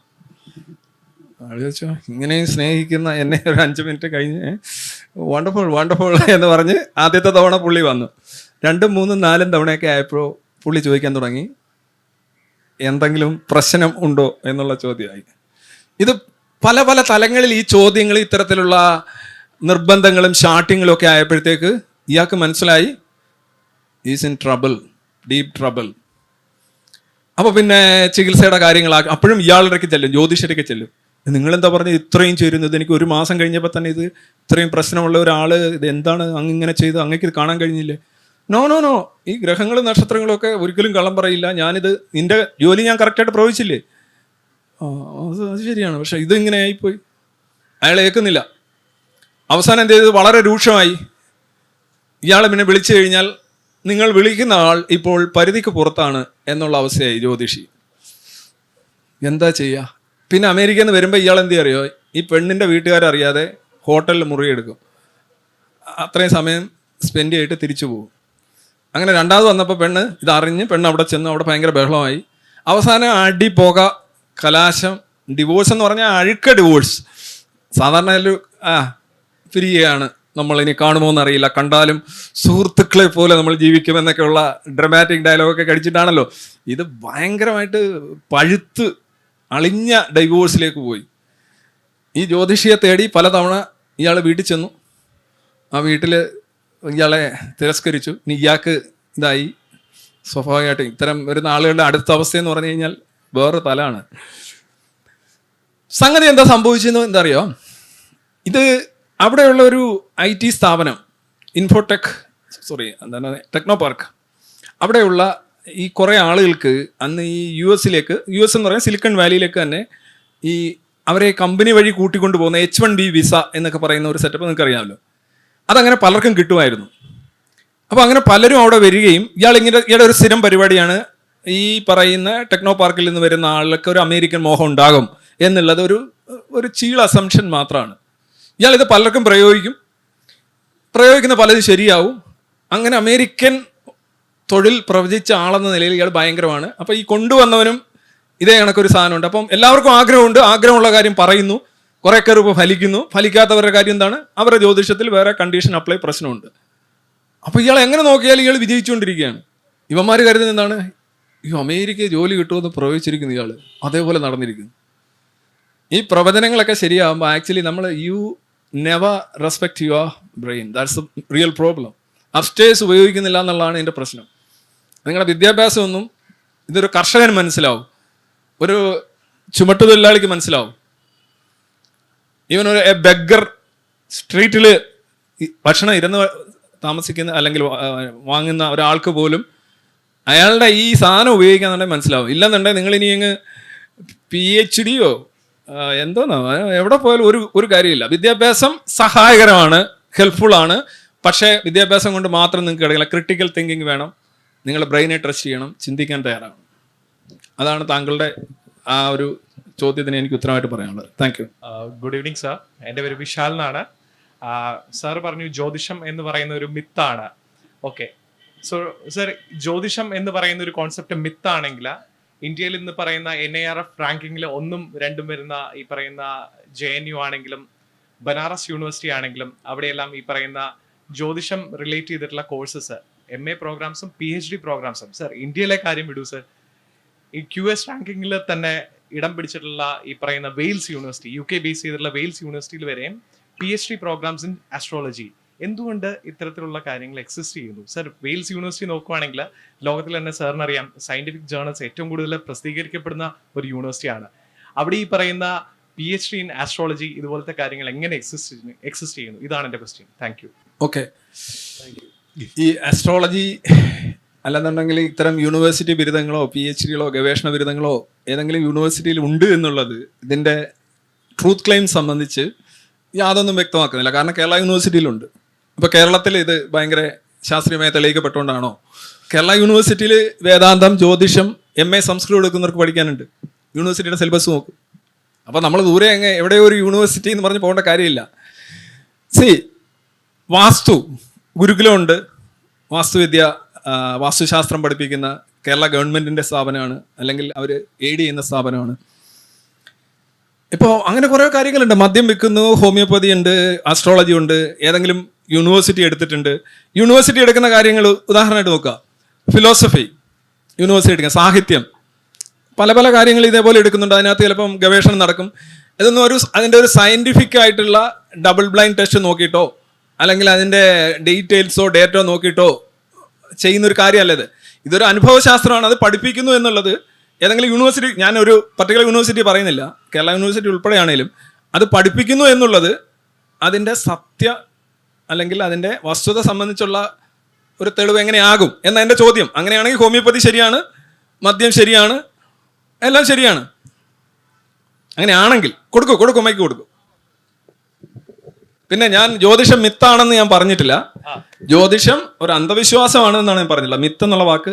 ഓ സർ, ഞാൻ ഇത് പോയിന്റ് ഔട്ട് ചെയ്യാനുള്ള കാര്യം പറഞ്ഞു കഴിഞ്ഞാൽ, ഈ പറയുന്ന യൂണിവേഴ്സിറ്റീസിലെല്ലാം ഈ പറയുന്ന ഡിപ്പാർട്ട്മെന്റുകൾ 1, 2, 3 വർഷമായിട്ട് മാത്രമല്ല സാർ എക്സിസ്റ്റ് ചെയ്യുന്നത്, കഴിഞ്ഞ പതിറ്റാണ്ടുകളായിട്ട് എക്സിസ്റ്റ് ചെയ്യുവാണ്. സോ അതിനർത്ഥം ഈ പറയുന്ന റിസർച്ച് ചെയ്യുന്നതും ഇതെല്ലാം ഈ പറയുന്ന ആൾക്കാരെല്ലാവരും ഇല്ലോജിക്കലാണ് എന്നാണോ സാർ പറയുന്നത്? Of course. ഓക്കെ, പതിറ്റാണ്ടല്ല, നൂറ്റാണ്ടായിക്കോട്ടെ. നൂറ്റാണ്ടുകളാണേലും ഞാൻ പറഞ്ഞില്ലേ, പൂജ്യം നിങ്ങൾ എത്ര വർഷം എഴുതി കൂട്ടിയാലും അടുപ്പിച്ച് എഴുതി കൂട്ടിയാലും വേറൊരു ഉത്തരം കിട്ടില്ല. ഇത് സാധുവല്ല, ഇതിന്റെ രീതിശാസ്ത്രം ശരിയല്ല, ഇത് നിങ്ങളുടെ അനുഭവങ്ങളാണ്, തെറ്റിദ്ധാരണകളാണ്. സോ സർ, എന്തുകൊണ്ട് അങ്ങനെയാണെങ്കിൽ, ഇത് തെറ്റാണെങ്കിൽ എന്തുകൊണ്ട് അത് തള്ളിപ്പോകുന്നില്ല സാർ? അതായത് ചോദ്യം. തെറ്റായ ഒരു കാര്യം നിലനിൽക്കുക. ഉദാഹരണമായിട്ട് ഞാൻ ചോദിക്കട്ടെ, പ്രേതം എന്ന് തുടങ്ങിയാണ് എൻ്റെ ജീവിതം മനുഷ്യർക്കിടയിൽ. ഇപ്പോൾ ഒരു പുതിയ പടം വരെ പ്രേതമാണ്. പ്രേതം ഉണ്ടായിട്ടാണോ പ്രേതത്തെ ഭയക്കുന്നത്? പ്രേതം ഉണ്ടായിട്ടാണോ നിങ്ങൾ പ്രേതത്തെ ഭയക്കുന്നത്? അല്ല. പ്രേതത്തെ ഭയക്കാൻ പ്രേതം ഉണ്ടാകേണ്ട കാര്യമില്ല. ദൈവത്തിൽ വിശ്വസിക്കാൻ ദൈവം ഉണ്ടാകേണ്ട കാര്യമില്ല. ജ്യോതിഷത്തിൽ വിശ്വസിക്കാൻ ജ്യോതിഷം ശരിയാകേണ്ട കാര്യമില്ല. ഇതെല്ലാം നിങ്ങളുടെ ബ്രെയിനിൻ്റെ ഓരോരോ നിലപാടുകളാണ്. ആ നിലപാട് തറയിൽ നിന്ന് നിങ്ങൾ മാറുകയാണെന്നുണ്ടെങ്കിൽ നിങ്ങൾക്ക് മനസ്സിലാവും. പക്ഷെ അത് ഈസി അല്ലാത്തത് കൊണ്ടാണ് നിങ്ങൾ ഈ ചോദ്യം ചോദിക്കുന്നത്. നിങ്ങൾ ചോദിക്കും, ഇത്രയും പേര് ഒരുമിച്ച് വിഡ്ഢികളാകുമോ? Possible, well possible. ഭൂമി പരന്നതാണ് എന്ന് ഏതാണ്ട് 100% ആളുകൾ പറഞ്ഞിരുന്ന ഒരു ചരിത്രം നമുക്കുണ്ട്. അന്ന് ഉരുണ്ടതാണ് എന്ന് പറയാൻ ശ്രമിച്ചവനെ ചിലപ്പോൾ അവർ കത്തിച്ചിട്ടുണ്ടാവും. പക്ഷേ അന്നും ഭൂമി ഉരുണ്ട് തന്നെയാണ് ഇരിക്കുന്നത്. ഇപ്പം സത്യത്തിന് നമ്പരുമായിട്ട് വലിയ ബന്ധമൊന്നുമില്ല. ഈ ഭൂമിയിലിരിക്കുന്ന മുഴുവൻ ആളുകളും അലറി വിളിച്ച് പറഞ്ഞാലും, അല്ലെങ്കിൽ AD 1-ാം നൂറ്റാണ്ട് മുതൽ 20-ാം നൂറ്റാണ്ട് വരെയുള്ള ആളുകൾ ഒരുമിച്ച് പറഞ്ഞാലും അത് സത്യം ആകണ്ടേ? ഓക്കെ, സോ സാർ അപ്പൊ പറയുന്നത് ജ്യോതിഷം ഒരു മിത്താണ് എന്ന് സാർ പറയുന്നില്ല. മിത്ത് എന്ന് പറഞ്ഞാൽ നമ്മൾ പ്രധാനമായിട്ടും മിത്ത്, സാഹിത്യം എന്നൊക്കെ ഒരു വേറെ അർത്ഥത്തിലാണ് ഞാൻ ഉദ്ദേശിച്ചത്. ഇതൊരു ബേസിക്കലി ഇതൊരു കൺഫർമേഷൻ ബയസ് ഉള്ള ഒരു അന്ധവിശ്വാസമാണ്. It's a blind belief. It doesn't have any substance or logic or evidence. അതാണ് ഞാൻ പറഞ്ഞത്. Alright sir, thank you so much. Thank you sir. നമസ്കാരം സാർ. ഈ ജ്യോതിഷികൾക്ക് ശരിക്കും അറിയോ അവർ ചെയ്യുന്നത് തട്ടിപ്പാണെന്ന്? അതോ പിന്നെ കുറച്ചെങ്കിലും ആൾക്കാർ അവർ പഠിച്ചത് ശരിയാണ് എന്ന് വിശ്വസിച്ചിട്ട് ആൾക്കാർക്ക് നല്ലത് വരട്ടെ എന്ന് വിചാരിച്ച് ചെയ്യുന്നതാണോ? അതോ അവർക്ക് പൂർണ്ണ ബോധ്യമുണ്ടോ നമ്മൾ ബാക്കിയുള്ളവരെ മണ്ടന്മാരാക്കുകയാണ് എന്നുള്ളത്? വളരെ നല്ല ചോദ്യം. രണ്ടുമുണ്ട്. മഹാഭൂരിപക്ഷത്തിനും ഇപ്പോൾ ഉദാഹരണമായിട്ട് ഒരു ജ്യോതിഷിക്ക് പ്രശ്നം വന്നു കഴിഞ്ഞാൽ അവരുടെ ഇടയിൽ ഒരു അലിഖിത നിയമമുണ്ട്. അയാളെ നോക്കി പറയരുത്, വേറെ ആളെ കൊണ്ട് നോക്കണമെന്ന്. തൊഴിലുറപ്പ് പദ്ധതി പോലെ. അല്ലെന്നുണ്ടെങ്കിൽ എന്ത് സംഭവം അറിയാം? എല്ലാവരും ജ്യോതിഷം പഠിച്ചിട്ട് സ്വന്തം നിലയിൽ അങ്ങ് ചികിത്സ തുടങ്ങും. രാഹുവും കേതുവും ഒക്കെ എടുത്ത് വെച്ചിട്ട് പിന്നെ ഗുളികനും ഒക്കെ അങ്ങോട്ട് പരിശോധിച്ച് കഴിഞ്ഞാൽ പുറത്ത് പണി പോകത്തില്ല. ഇപ്പം ജ്യോതിഷിക്ക് പ്രശ്നം വന്നു കഴിഞ്ഞാൽ പുറത്തുള്ള ഒരാളാണ് ഇത് ചെയ്യേണ്ടത്, നോക്കേണ്ടത് എന്നുകൂടിയുണ്ട്. അപ്പോൾ മിക്ക ജ്യോതിഷികൾക്കും ഒന്നാമത് ഇവർക്ക് ഈ പറയുന്നോണം ഈ ഫലഭാഗം എഴുതി വെച്ചിട്ടുണ്ട്. അത് നോക്കിയാണ് അവർ പറയുന്നത്. അല്ലാതെ ഇപ്പോൾ ഉദാഹരണമായിട്ട് ഈ ആകാശത്തിൽ ഈ 30 ആദ്യത്തെ സോഡിയാക്ക് 30 ഡിഗ്രി, അടുത്ത 30 ഡിഗ്രി, 90, 180 താഴോട്ട് വരുന്നു. ഈ 12 രാശികൾ എങ്ങനെയാണ് ഈ ആകാശത്ത് അടയാളപ്പെടുത്തേണ്ടതെന്ന് നിങ്ങൾ ഇന്ന് കേരളത്തിലുള്ള ജ്യോതിഷികളോട് ചോദിച്ചു കഴിഞ്ഞാൽ 99% ആളുകൾക്കും ഒരു ബോധ്യം ഉണ്ടാവില്ല എന്ന് ഞാൻ ഉറപ്പ് പറയുന്നു. കാരണം ഞാൻ ആ പുസ്തകം രചിച്ച സമയത്ത് എങ്ങനെയാണ് ആകാശം ഈ ദ്രക്കോണമായിട്ടോ അല്ലെങ്കിൽ രാശിയായിട്ടോ എങ്ങനെയാണ് ഡിവൈഡ് ചെയ്യുന്നത് എന്ന് ഞാൻ ചോദിച്ചിട്ടുണ്ട് പലരെയും. അവർക്ക് അറിയില്ല. അവർ ഈ പുസ്തകമാണ് എടുത്ത് കാണിക്കുന്നത്. ഇത് ഔട്ടത്തിന് ഇത്, ചതയത്തിന് ഇത്, തിരുവോണത്തിന് ഇത് എന്ന് പറഞ്ഞ സാധനമാണ് എടുത്ത് കാണിക്കുന്നത്. ഫലഭാഗമാണ്. അവർക്ക് അറിയില്ല, അവർക്ക് അറിയേണ്ട കാര്യം പോലും ഇല്ല. ഒരു ജ്യോതിഷിക്കും ആകാശത്ത് ഈ സൂര്യൻ്റെ ചലനമൊന്നും അല്ലെങ്കിൽ ശനിയുടെ ചലനമൊന്നും ഒന്നും പഠിക്കേണ്ട കാര്യമില്ല. കാര്യം അതുമായിട്ട് ഒരു ബന്ധമില്ല ഇതിങ്ങനെ കാണിച്ചിരിക്കുന്നതേ ഉള്ളൂ. ഇപ്പം ചില ആൾക്കാർക്ക് അറിയാം അവർ കാണിക്കുന്ന തട്ടിപ്പാണെന്ന് അറിയാം. അതുകൊണ്ട് അവരെന്ത് ചെയ്യും? ഇപ്പോൾ ഉദാഹരണമായിട്ട് നമ്മുടെ ആറ്റുകാൽ രാധാകൃഷ്ണൻ എന്ന് പറയുന്ന അനുഗ്രഹീത പ്രതിഭ, പക്ഷെ അദ്ദേഹത്തിൻ്റെ ഒരു ഫോൺ കോൾ ഞാൻ ഈ അടുത്തിടെ കേട്ട്. ഇദ്ദേഹത്തെ ഒരാൾ അങ്ങോട്ട് വിളിക്കുകയാണ്, ഫോൺ കോൾ. അപ്പോൾ പറഞ്ഞ്, നിങ്ങൾ എനിക്ക് കഷ്ടം മാറ്റണം, നഷ്ടം മാറ്റണം, അതിനായിട്ടൊരു യന്ത്രമുണ്ട്. നമ്മളല്ലയോ, നമ്മൾ രാജ്യം എങ്ങനെയാണ് വ്യവസായവൽക്കരണത്തിൽ മുന്നേറുന്നത്? ഈ യന്ത്രങ്ങൾ കയറ്റുമതി ചെയ്താണ്. ഇവിടെ ഈ യന്ത്രങ്ങൾ കയറ്റുമതി ചെയ്താണ് നമ്മൾ ഒരു ഭയങ്കര ഇൻഡസ്ട്രിയൽ ജയൻ്റായിട്ട് ഇന്ത്യ മാറുന്നത്. അപ്പോൾ പുള്ളി പറഞ്ഞു, നിങ്ങൾ എവിടുന്നാണ് വിളിക്കുന്നത്? ഞാൻ പറഞ്ഞു, അയാൾ പറഞ്ഞു, ഞാൻ ഇവിടെ മറ്റേ കോഴഞ്ചേരി ഏതോ ഒരു സ്ഥലം പറഞ്ഞു. ആ ശരി, ഓക്കെ, ഞാൻ അവിടെ കുറേ സാധനം കൊടുത്തിട്ടുണ്ട്. Okay, very good. അപ്പം എന്താ പ്രശ്നം? അതെനിക്കിങ്ങനെ മറ്റേത് അതില്ല ഇതില്ല, അങ്ങോട്ട് ശരിയാവുന്നില്ല, ഇത് അങ്ങനെ കുറേ സാധനങ്ങൾ പറഞ്ഞു. അങ്ങനെയാണെങ്കിൽ ഇവിടെ പിന്നെ 3 സാധനമുണ്ട്. അതെന്താ സാറേ, എങ്ങനെ അതിൻ്റെ വ്യത്യാസം? ഒന്നിന് 1500 രൂപ, മറ്റേന് 3500 രൂപ, മറ്റേന് 7500 രൂപ. ഇതെങ്ങനെ അതിൻ്റെ വ്യത്യാസം? അത് അതിൻ്റെ എഫക്റ്റിൽ വ്യത്യാസമുണ്ട്, മന്ത്രത്തിൻ്റെ ശക്തിയിൽ വ്യത്യാസമുണ്ട്. ഓക്കെ. അന്നേരം ഇയാളുടെ ചോദിച്ചു, അവസാനം ഈ ജ്യോതിഷി ചോദിക്കുന്നു, ഇതിനകത്ത് കിടപ്പുണ്ട് കേട്ടോ, യൂട്യൂബിൽ നിങ്ങൾ കേട്ടിട്ടുണ്ടോ? ജ്യോതിഷി ചോദിക്കുന്നു, നിങ്ങൾക്ക് എന്താ പണി എന്ന് ചോദിക്കുന്നുണ്ട്. അന്നേരം അവൻ പറയുന്നത് കൂലിപ്പണിയാണ്. കൂലിപ്പണിയാണെന്ന് പറഞ്ഞാൽ അവൻ പറയുന്നത് 1500 എടുത്തോളൂ എന്ന് പറയും. 1500 എടുത്തോളൂ എന്ന് പറഞ്ഞു. അന്നേരം അവൻ ചോദിച്ചു, സാറേ ഇത് നിങ്ങൾ ഈ 1500 രൂപയുടെ സാധനം ഞാൻ വാങ്ങിച്ചു കഴിഞ്ഞാൽ എനിക്ക് സമ്പത്തുണ്ടാവും എന്നല്ലേ പറഞ്ഞത്? നിങ്ങൾ ഈ 1500 രൂപയുടെ സാധനം എനിക്ക് വിറ്റ് കഴിഞ്ഞാൽ നിങ്ങൾ സമ്പത്തുണ്ടാക്കുകയാണ്. ഈ സാധനം ശരിക്കും സമ്പത്തുണ്ടാക്കുകയാണെങ്കിൽ നിങ്ങൾ എന്തിനാണ് വിറ്റഴിക്കുന്നത്? നിങ്ങൾക്ക് തന്നെ അവിടെ വെച്ച് പല പല മുറികളിലായിട്ട് വെച്ച് സെറ്റപ്പ് ആക്കി വെച്ച് കഴിഞ്ഞാൽ നിങ്ങൾക്ക് ഈ ഒരു ആളുകളെ പറ്റിക്കേണ്ട കാര്യമില്ലല്ലോ എന്ന് പറഞ്ഞു. ഉടനെ ഇദ്ദേഹം എന്ത് ചെയ്യുന്നറിയോ? പിന്നെ ബീപ്പ് സൗണ്ടാണ് അവിടെ വെച്ച് നിർത്തി. അയാൾക്കറിയാം എവിടെ നിർത്തണം, ഒറ്റ അക്ഷരം തിരിച്ചു പറയുന്നില്ല. അപ്പോൾ അവർക്കറിയാം, പലർക്കും അറിയാം. പിന്നെ ചില പാവങ്ങളൊക്കെ ഉണ്ട് കേട്ടോ. ഞാൻ യൂണിവേഴ്സിറ്റി കോളേജിൽ കെമിസ്ട്രി ഡിപ്പാർട്ട്മെൻറ്റിലെ പഴയ ഒരു മേധാവി ഉണ്ടായിരുന്നു, ധർമ്മരാജ് അയ്യർ എന്ന് പറയുന്നൊരു സാറ്. പുള്ളി, അപ്പം ഞാൻ യൂണിവേഴ്സിറ്റി കോളേജിൽ ഞാൻ പഠിപ്പിക്കുന്നത്. അപ്പോൾ ഇദ്ദേഹത്തെക്കുറിച്ച് പലരും എനിക്ക് പറയും, ഇവിടെ ഒരു സാറുണ്ടായിരുന്നു, ഭയങ്കര സാറായിരുന്നു, പുള്ളി 5 പൈസ വാങ്ങിക്കില്ല, എന്ത് ഫലവും പറയും, 5 പൈസ വാങ്ങിക്കില്ല, അതാണ് ഇതാണ് മറ്റേതാണ് മറിച്ചാണ്. പുള്ളി ഭയങ്കര സയൻറ്റിഫിക്കാണ്. പുള്ളിയുടെ ഒരു വാദം എന്ന് പറഞ്ഞു കഴിഞ്ഞാൽ ഈ ജ്യോതിഷത്തിൽ പരിഹാരമില്ല എന്നാണ് പുള്ളി പറയുന്നത്. അതായത് വെറുതെ ഈ നേർച്ചയും മറ്റേതൊന്നും ചെയ്തു കഴിഞ്ഞാൽ വിധി മാറ്റാൻ പറ്റില്ല, വിധി പ്രീ ഡിറ്റർമൈൻഡ് ആണ് എന്നാണ് പുള്ളി പറയുന്നത്. ഗ്രഹങ്ങൾ വന്ന് പറഞ്ഞു കഴിഞ്ഞു, ആ സ്ഥാനം അനുസരിച്ച് തന്നെ സംഭവിക്കും, അത് മാറ്റാൻ പറ്റില്ല, അങ്ങനെ ആരെങ്കിലും മാറ്റാൻ പറ്റും എന്ന് പറഞ്ഞാൽ അത് തട്ടിപ്പാണ് എന്നാണ് പുള്ളി പറയുന്നത്, ധർമ്മരാജ് അയ്യർ. അപ്പം ഞാൻ ഈ കോളേജിൽ പഠിക്കുന്നുണ്ട്, അവിടുത്തെ കുറേ കെമിസ്ട്രി ടീച്ചേഴ്സായിട്ടൊക്കെ പരിചയമുള്ളതുകൊണ്ട് പുള്ളിയായിട്ടൊരു ഇൻ്റർവ്യൂ നടത്തി ഞാൻ പച്ചക്കുതിര മാഗസിനിൽ അത് എഴുതിയിരുന്നു. എന്നിട്ട് പുള്ളിയായിട്ട് ഞാനൊരു പബ്ലിക് ഡിബേറ്റ് തിരുവനന്തപുരം പ്രസ് ക്ലബ്ബിൽ നടത്തിയിരുന്നു. നല്ല മനുഷ്യനാണ് പുള്ളി, ഇത് മാത്രമേ പറയുള്ളൂ. പക്ഷേ പുള്ളിക്ക് അവസാനം നിങ്ങൾ ആ ഡിബേറ്റ് യൂട്യൂബിൽ കിടപ്പുണ്ടോ നോക്കിയാൽ മതി, ധർമ്മരാജ് അയ്യർ. പുള്ളി ഇതെല്ലാം തള്ളുകയാണ്. എല്ലാം തള്ളുക എന്ന് വെച്ചാൽ മൊത്തം പുള്ളി പറയുന്നത് ഈ ദൃഷ്ടി എന്ന് പറയുന്നതിനകത്തോ പിന്നെ മൗഢ്യം എന്ന് പറയുന്നതിനകത്തോ ഇതിനകത്തൊന്നും ഒരു കാര്യവും ഇല്ല, ഒരു പരിഹാരവും ഇല്ല. ഞാൻ പറഞ്ഞു, പിന്നെ എന്താണ് ഇതിനകത്തുള്ളത്? എന്താണ് അത് സ്വാധീനിക്കുന്നുണ്ട്? അപ്പോൾ പുള്ളി ഒരുമാതിരി കെമിസ്ട്രി അധ്യാപകനാണ്, PhD വിദ്യാർത്ഥികൾക്ക് നിർദ്ദേശം കൊടുക്കുന്ന ആളാണ്. പുള്ളി എല്ലാം തള്ളുകയാണ്. പുള്ളിയുടെ അടിസ്ഥാനത്തിൽ എല്ലാ ജ്യോതിഷികളും കള്ളന്മാരും തട്ടിപ്പുകാരുമാണ്. പുള്ളി ഇപ്പോൾ ജീവിച്ചിരിപ്പില്ല, അത് ശരിയാണ്, ആ ഭാഗം ശരിയാണ്. പക്ഷേ പുള്ളി പിന്നെ വേറെ എന്തിലോ ഞാന്ന് കിടക്കുകയാണ്. അതെന്താണെന്ന് പുള്ളിക്ക് പറയാനും കഴിയുന്നില്ല. അങ്ങനെ കുറേ ആൾക്കാർ, വളരെ ചുരുക്കം ആൾക്കാരുണ്ടാവും. പുള്ളിക്ക് പക്ഷേ ഇതൊക്കെ അറിയാം, എങ്ങനെയാണ് രാശി നോക്കുന്നതും എല്ലാ കാര്യങ്ങളും അറിയാം. I respect that man for his knowledge, not his beliefs. അതാണ് എനിക്ക് പറയാനുള്ളത്. ഞാൻ സാറിൻ്റെ എല്ലാ പരിപാടികളും കണ്ടിട്ടുണ്ട്, ഡിബേറ്റ് കണ്ടിട്ടുണ്ട്, അതിനെക്കുറിച്ച് ഉള്ള വീഡിയോസും ഞാൻ ചെയ്തിട്ടുണ്ട്, അതിൻ്റെ ഇൻസ്പയർ ആയിട്ട്. അതിൽ പ്രതിപാദിക്കാത്ത ഒരു 2 സംഭവങ്ങളെക്കുറിച്ച് ചില അഭിപ്രായം അറിയാനാണ് ഞാൻ ഈ ചോദ്യം ചോദിക്കുന്നത്. അതായത് ഒന്ന്, നമ്മുടെ പാശ്ചാത്യ നാടുകളിൽ പ്രത്യേകിച്ച് നോർത്തേൺ ഹെമിസ്ഫിയറിൽ ഒക്കെ ഈ ഡേ ലൈറ്റ് സേവിങ് കൊണ്ടൊരു പരിപാടിയുണ്ട്.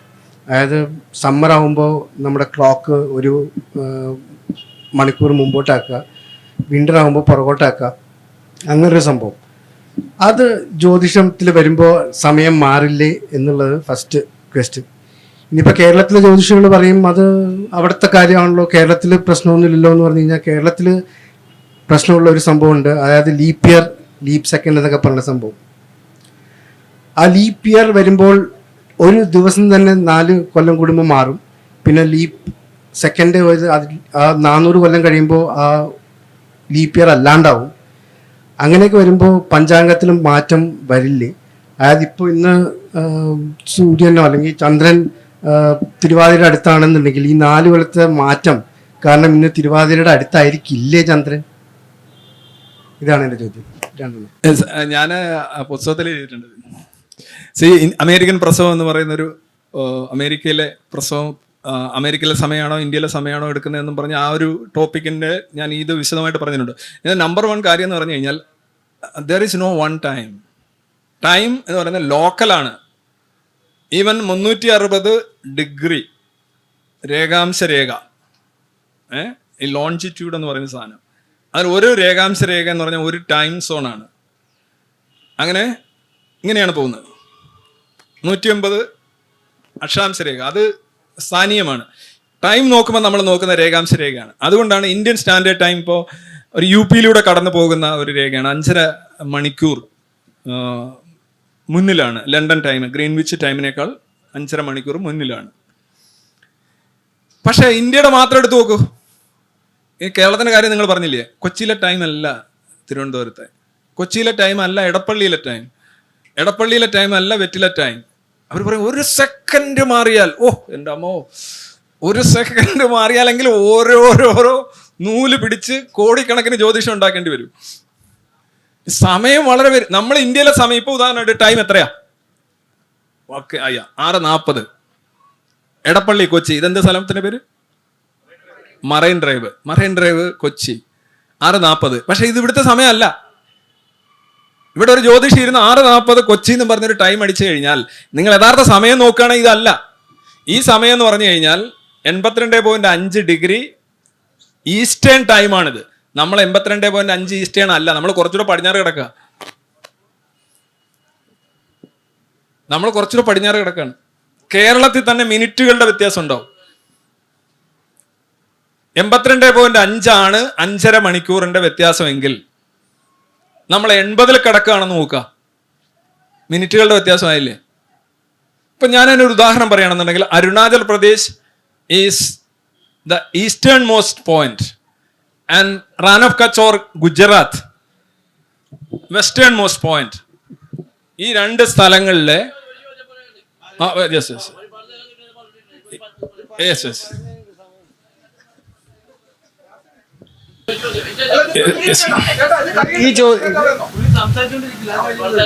പുള്ളി സംസാരിച്ചു കഴിഞ്ഞിട്ട് നിങ്ങൾക്ക് അവസരം ഇവിടെ ഇരുന്നുള്ളൂ. Excited electrons. ഓക്കെ, ഞാൻ പറഞ്ഞത് കെമിസ്ട്രിയിൽ തന്നെ ഫ്രീ ഇലക്ട്രോൺസ് എന്നും പറയും. ഓക്കെ, ഞാൻ പറഞ്ഞു വന്നതിൻ്റെ അരുണാചൽ പ്രദേശും ഗുജറാത്തും കണ്ടില്ലേ, ഇങ്ങനെ നമ്മുടെ ഇങ്ങനെയല്ലേ ഇന്ത്യ ഇരിക്കുന്നത്, ഇവിടെ എങ്ങനെ. ഇതിൻ്റെ ഇടയ്ക്കുള്ള വ്യത്യാസം എത്രയെന്ന് അറിയാമോ? ടൈം സ്കെയിലിൽ 2 മണിക്കൂറാണ്. 2 മണിക്കൂർ. ഇതിൻ്റെ നടുക്കുള്ള സമയമാണ് എടുത്തിരിക്കുന്നത്.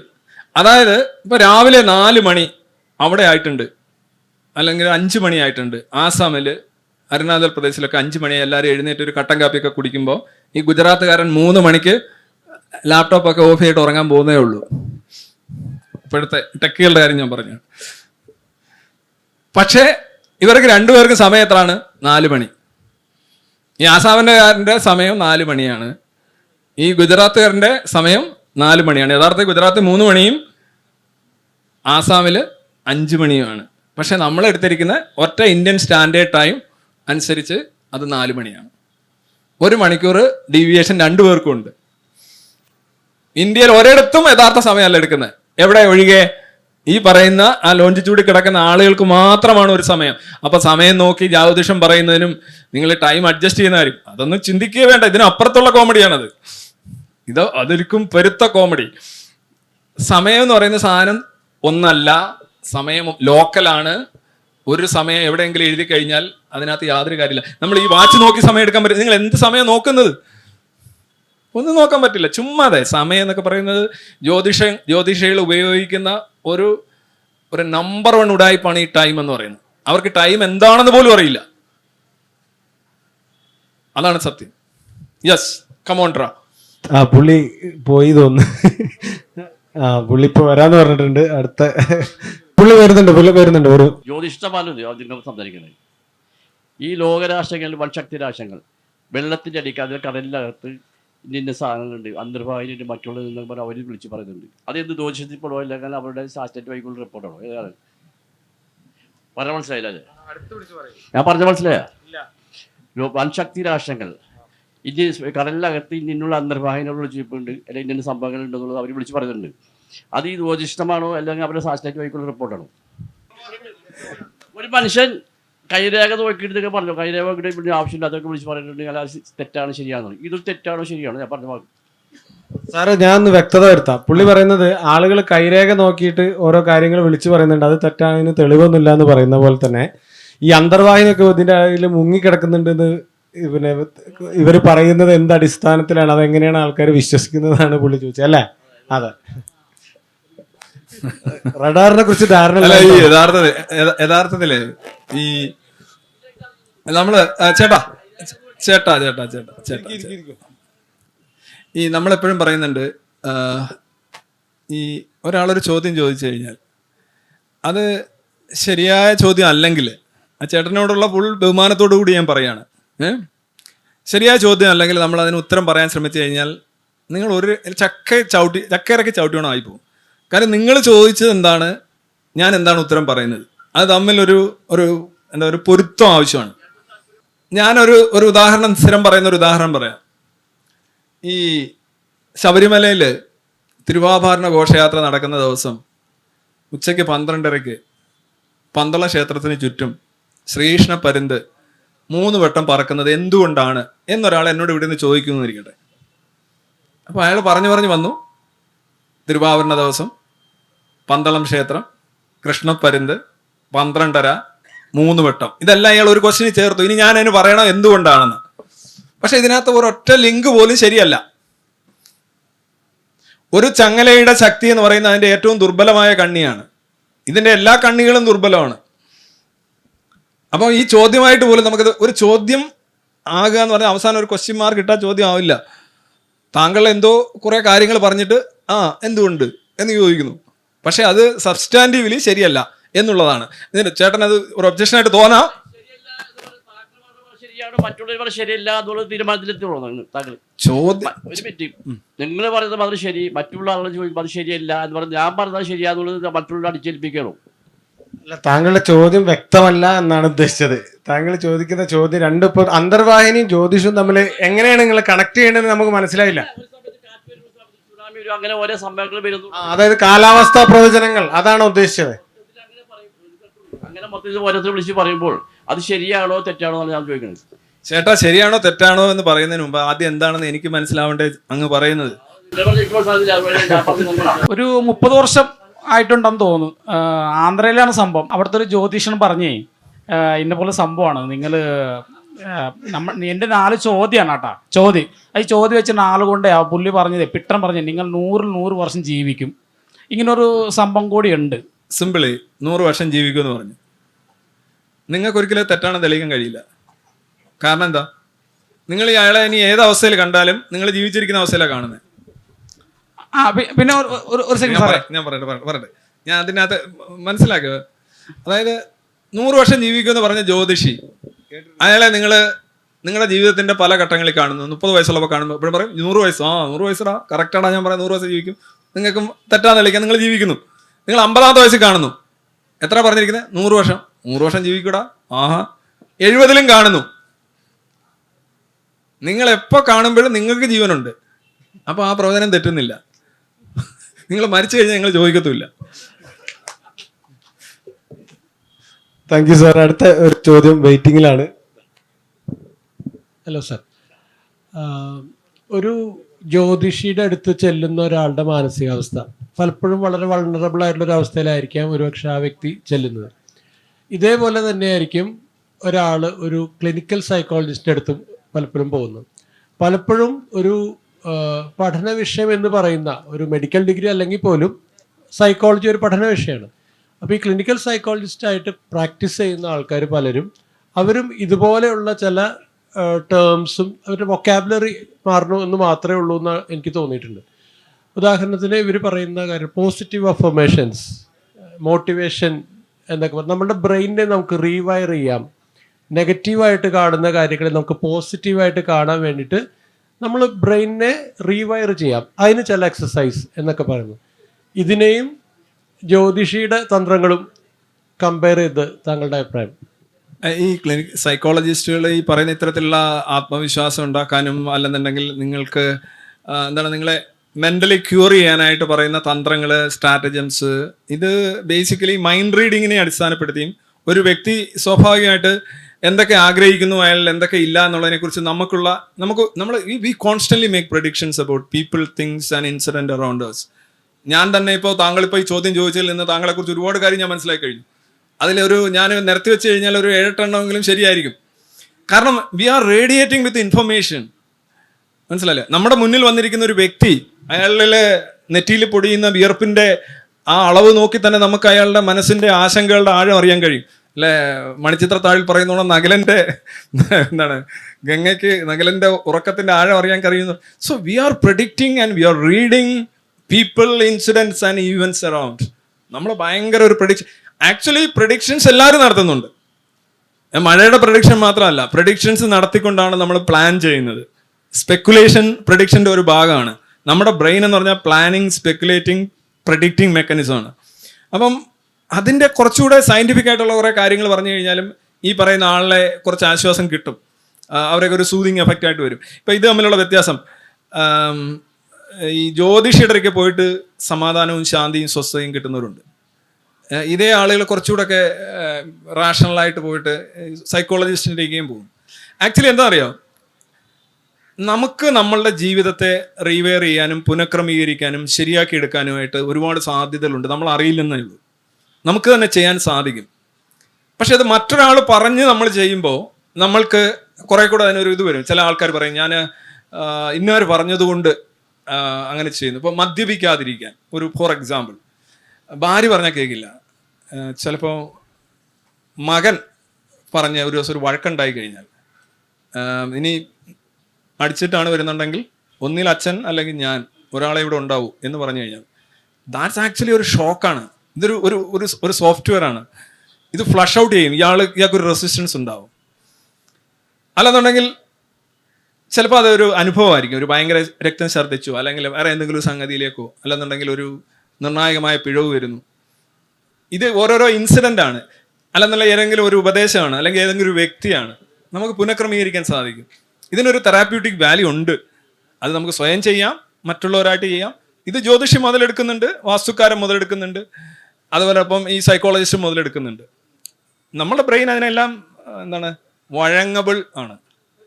എൻ്റെ ചോദ്യമല്ല, ആക്ച്വലി ബോട്ടിലെ കുറച്ച് ആൾക്കാരായിട്ട് ഡിസ്കഷൻ ഉണ്ടായിരുന്നു.